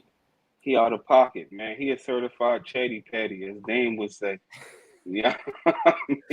I'm sorry, man. I do interviews. I don't be wanting to bring people on my platform that have those weirdo type stories. Exactly. You know what it is. Wack been checking his bank account. That jump be getting lower and lower. So he got to figure something out, man. This is probably his last resort right here. K. Dot says Memo going broke. He thought Wack was going to save him. I mean, if he's not stupid, he's not going to go broke, but that's just saying he has money. You know what I mean? I mean, that's just, I don't really know his position like that, to be honest with you. Big difference if somebody has $10,000, $20,000 and if they have a couple $100,000, you know what I mean?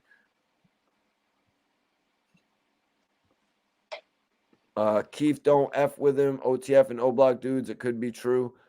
Well, after that whole story that I heard, Memo splurging out that like that, Bonds, what do you think? If Chief Keef messed with him before, he does definitely not going to mess with him now, right? Yeah, now they were saying that they've been saying, I mean, whatever they were saying that before Chief Keef can't go back to O-Block or whatever have you, and right. I mean, but you know how that go, man. When you get to that level, you can't go back to the hood. If the hood don't tell you, you should tell yourself that. Tell them you ain't coming back, man. Why would he? It don't make no sense. He made O-Block famous. I love my hood, man. I ain't moving back, champ.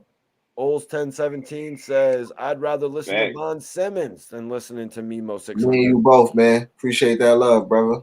Exactly. K. Dot saying it right here. Wack is on some Jenny Jones shit. And Swizz, I'm sorry to say, man, but him, Bonds, I'm sorry to say, but him doing some grody, weirdo type shit, like bringing in guests like that.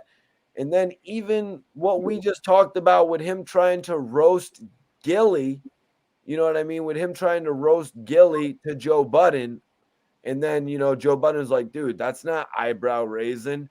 Two guys doing an intro where they're dancing at the beginning. That's not eyebrow raising. That literally happens every week. Guys, when we get a deal, we're going to do that at the beginning of our show, right? We're all going to do a dance at the beginning, right? Whatever, man. I'll just smoke my weed then. Wouldn't surprise me if Wack 100 will get... Whoa! Whoa! We don't be talking like that on this channel, man. You got to regulate the tone in which you leave a super chat, man. This is more acceptable. Wack sold his soul. That's money dance, yeah. But all right, man, let's open it up, man. Bonds, did Wack sell his soul or not quite yet? He's in the process of it, man. He's just trying to find the right deal. I'm the wrong one to ask that question. Yeah, I know. No, that's why I ask you. Nah, man. I ask you those questions. Because we'll have to have a conversation. So I'm the open questions.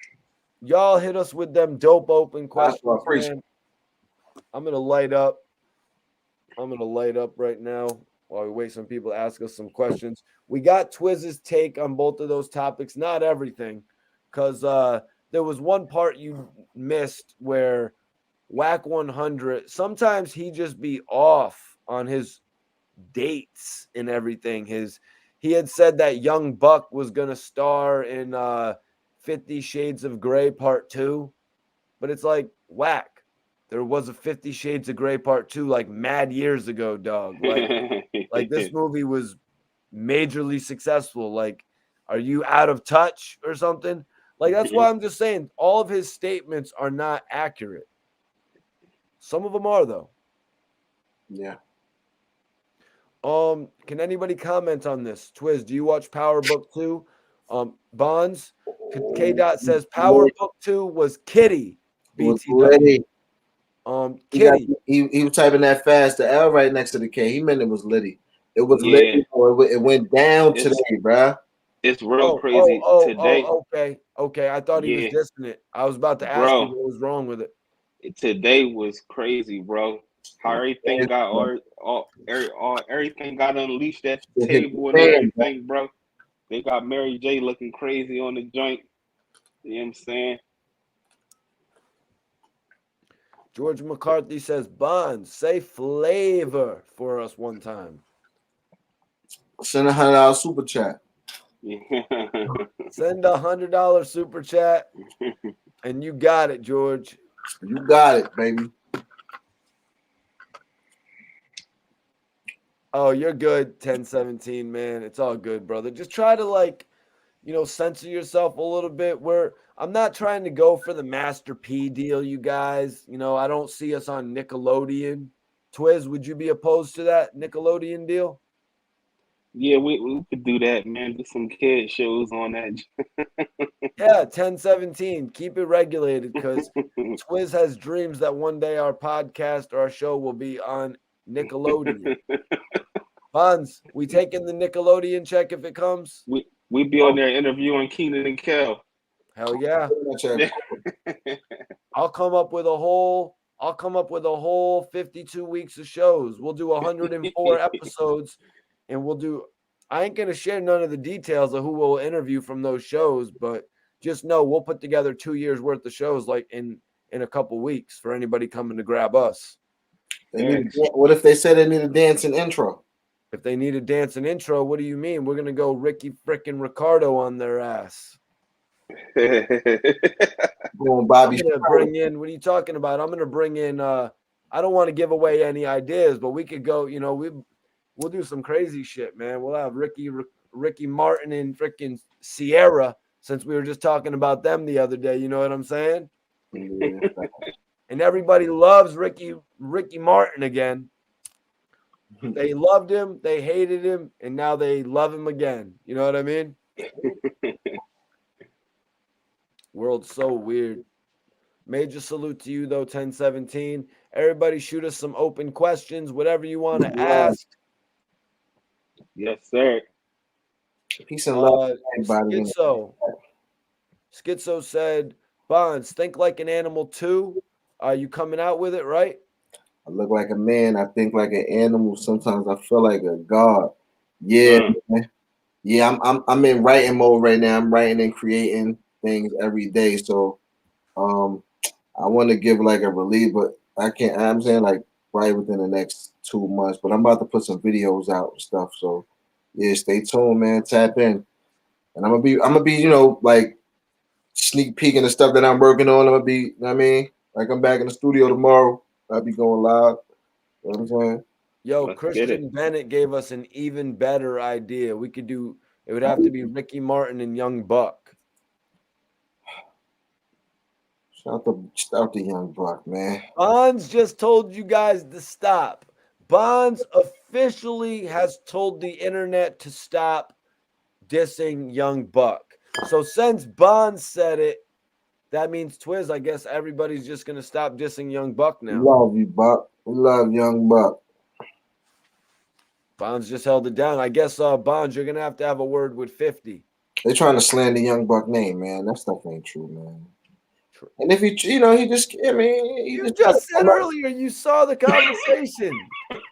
Nah, it sounded crazy. Like when he called the girl, like, and then the explanation he gave, he was like, somebody said him, he didn't know it was the dude. Then when he went there, he got in the room, he sat down, and then he like, I mean, it was like, it was hard, like, you know.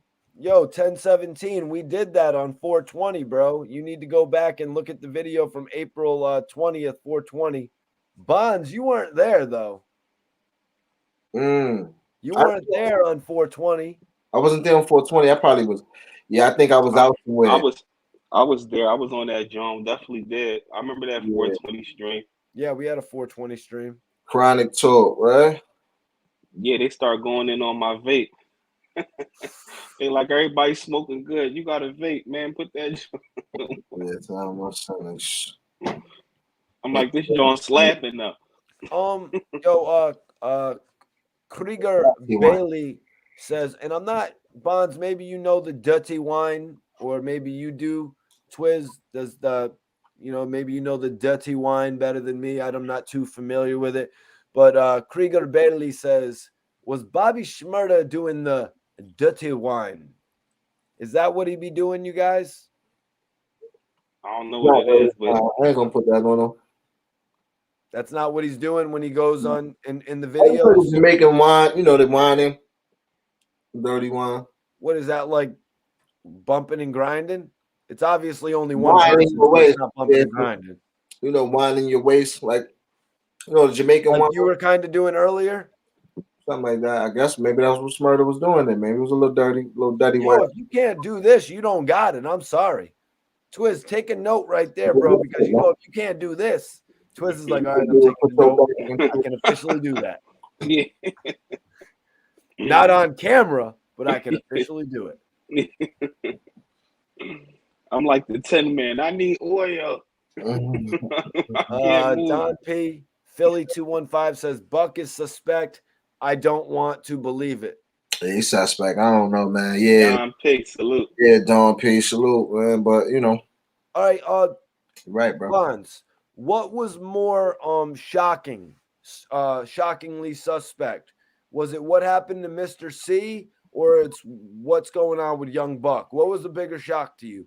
Because I gotta say, Buck and all these allegations. Mr. C got caught like crazy, and they said it was more like he didn't got locked up in the car getting blood. So it was like it was multiple levels of. But I mean, you hearing about that, were you shocked to hear about that shit when it first came out, or were you more shocked for the Young Buck shit? Nah, I was shocked, man, because I was on C Hills too around that time. I was trying to get him to spend some records, like, I mean. And you're like, oh, I see what the problem is. Well, exactly. I'm like, he actually got arrested for it too, so yeah. Right, and yeah, man. So it's crazy, like. But Mr. C, he a legend. I mean, he's big. He's big DJ. Discovered big, out big. I mean, you're part of hip hop. What he doing his personal time ain't really none of my business. But at least he owned it, unlike Buck. But I mean, Buck is denying it vehemently. Yeah. Buck is straight up denying it. So, like Bond said, let's put some respect on Young Buck's name, even though he was supposed to do a feature with my guy when he left G Unit, but then he went back to G Unit and decided he didn't want to do the feature with my guy. And you probably know what guy I'm talking about. Oh, the game? Nah, Smurf. Oh, okay, yeah, okay, yeah. Yeah, when he broke away from 50, when he broke away from 50, he said he would do a record with Smurf and shit. Right. But and then he just conveniently forgot about it. Right. I'm smoking on some Collins Ave, yo. I'm smoking on Rick Ross's weed. Twiz, I don't think I got to ask you. Do you think that 50 Cent will ever work? Did I ask you that?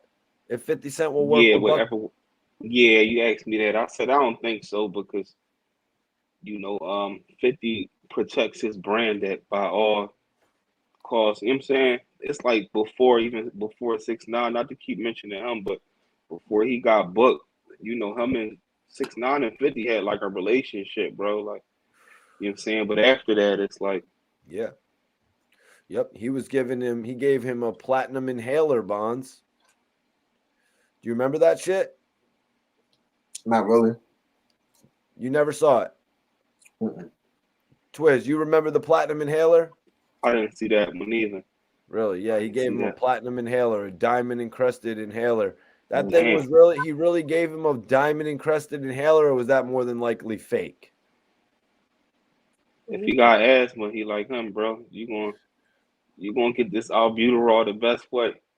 Right. For sure, though. K Dot says if it was ever another G Unit reunion, it would just be Fifth Banks and Yayo. Fifth Banks and Yayo don't really work for me as the G Unit, man. Buck is really what came in and completed G Unit for me, to be honest with you guys. Like all those mixtapes with Buck, without Buck, they were good build up. But then when Buck joined from the Beg for Mercy album, I thought that was a damn near classic album, you guys. Mm-hmm. Okay, North Miami Beach. Yo, Krieger Belly, where are you from, my man? Thought he was from Jamaica. Yeah, the flags, man. From Jamaica. Yeah, I'm gonna throw it to Bond so he can do his plugs. Yeah, Bond, man. I see what it is. Follow me on Instagram and tell me who I look like. Yeah. You shout out, you know what I mean, Report Card Radio. I follow you back, you know what I'm saying? I know what it is, man. Videos on YouTube, Paul Simmons, everything, you know what it is. Peace and love, everybody in the chat, y'all. We here, man. Tell him who he looks like, but also listen to his music. Right. Tell me what I sound like. Tell him what he sounds like. Tell him what you like. You know what I'm saying? Do all that. Tap in with Bonds. I got his IG right here. Sending love and blessings out to everybody in the chat, man. Peace and love, bro. Definitely. Man. Appreciate you tapping in, Bonds. I'm going to pass it over to SV Twiz right now, and I'm also going to put up his IG in the chat. Yeah, man. You know how we carry it, man. Report Card Radio Live Familiar. SV Twiz, man, the hood blogger. You know how we carry it on the hip-hop panel. You know what I'm saying? My brother Rosewood, he not here right now. Probably in the studio working. Shout out to the Honorable Earth, man. You know what I'm saying? You know how we carry it. Mikey T, the movie star. Bond Simmons, man. And, you know, it's straight like that. It's only one way from here, man, and that's up. You already know, man. Everybody go follow SV Twiz right now. I got it in the chat. And as for me, I would like everybody to go check out the new trailer for Slapface. And I'm actually in this movie. It's dropping February 3rd. Fire. If you've ever been wondering, Mikey T, what movie are you in? Here is your chance to see me in a movie. It's going to be streaming on Shudder, which is a horror movie platform, which is like, it's pretty much like Netflix. You can download Shudder for a week for free. And then I think it's like $5 to actually keep it for monthly. But on February 3rd, my brother Jeremiah Kipp's film Slapface will be debuting on Shudder. It's a pretty big accomplishment. So I hope you all check it out. But you guys can check out the trailer. I'm going to pin it up right now. Y'all need to go check out the trailer and like come back and tell me what you think about it. Bonds, were you able to peep the trailer yet? I didn't get to ask you yesterday. For Slapface? Yes. I seen the movie. Oh, yeah, you already saw the movie. But what do you think about the new trailer, though, man? Shudder. New trailer. I ain't seen the new trailer. You got to check it out because Shudder just, you know, they made it a Shudder exclusive. Yeah. You know, I paid and downloaded the movie when it first dropped. How did you watch it? From a computer, Bonds? Yeah, on my phone. Oh, word, you weren't able to put it on a TV or something like that? I was out. I think I was probably was out of town or something. I don't know. I was somewhere. Okay. Yeah, I was just wondering because I didn't put it on my TV. Because I ain't gonna lie. Remember, I told you I gotta watch it again because I missed the last like probably 30 minutes, bro. So we can pay to watch it. Remember, the thing I paid, you only had it up. It was up for a certain amount of time. Right. So all right. I tried. Yeah, I got it. If you don't have if you don't have Shudder, you can basically download Shudder in the next week, and then you'll get like a free week trial, and you can watch it for free, and you can determine if you even really want to keep Shudder afterwards. Okay. No, it was something. You only could watch the the way I watched the movie, it was you could only Yeah, you could only watch it for that week when it was available on CineQuest. Oh right, it was only that movie was only a showing for a couple days or something, right? Okay. It was the movie, was it? It was the whole movie. Yeah. It's like 85 minutes. It's like a standard movie time. Yeah. I see what you're saying. So that you saw it before it was transitioning to Shudder, is what you're saying. Right. Right. Okay. On a bunch of it did a whole, it was on tour pretty much. Okay. Like, it was on tour throughout all the I forgot what it was. I mean, I know you told me to do it. That was a while ago, but I forgot exactly what I did. But I know I couldn't. I watched it, then I went back to watch the last. You know what I mean? It was like, damn, it's over. I was like, oh damn. That's fire. Hilt TV says that movie looks like it's going to be good. Yo, man, I appreciate everybody checking out the trailer, man. It was fire. Everybody go check it out and let me know what you think, man. Thanks. Definitely. Yeah, salute to Rosewood and the whole Spill ENT. Rosewood was actually in a meeting tonight, so that's why he couldn't join us. But I'm definitely glad Twiz and Bonds joined us tonight. I want everybody to check out the Slapface trailer, man. It was a great episode of the podcast tonight. Bonds, do you have any final words you want to leave the people with, my brother? Peace and love, man. Reach out, if anybody going through anything, man. You know what I'm saying? I don't want to get too deep, but peace and love, man. To everybody in the chat, man. Tap in with us. Stay connected. Right, I just put up my Instagram, so if anybody on here is not following me on the gram, y'all can follow me right now. I want everybody to follow me right now. You tap in with all my co-hosts, man. You heard Bonds. If anybody just needs to reach out and talk, just hit him on the DM, and he's available most of the time. He does have a life and a career that he's working on, but he's gonna make time for the fans, for the supporters. That's right. So Hit up Bonds. You can hit up Bonds right directly for some merch. You know what I mean? One hand, one.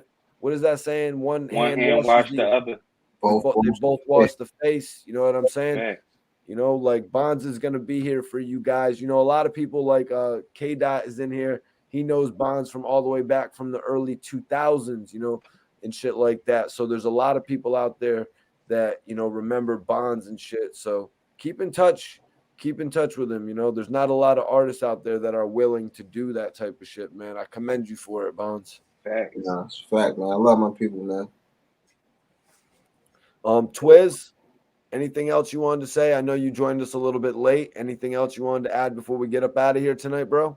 Yeah, man, just stay tuned, y'all, man. You know what I'm saying? Y'all know we keep it raw and uncut, man. We got some more fire content on the way. Y'all know how we carry it. If y'all just happen to just been scrolling through this live today, man, make sure y'all sub.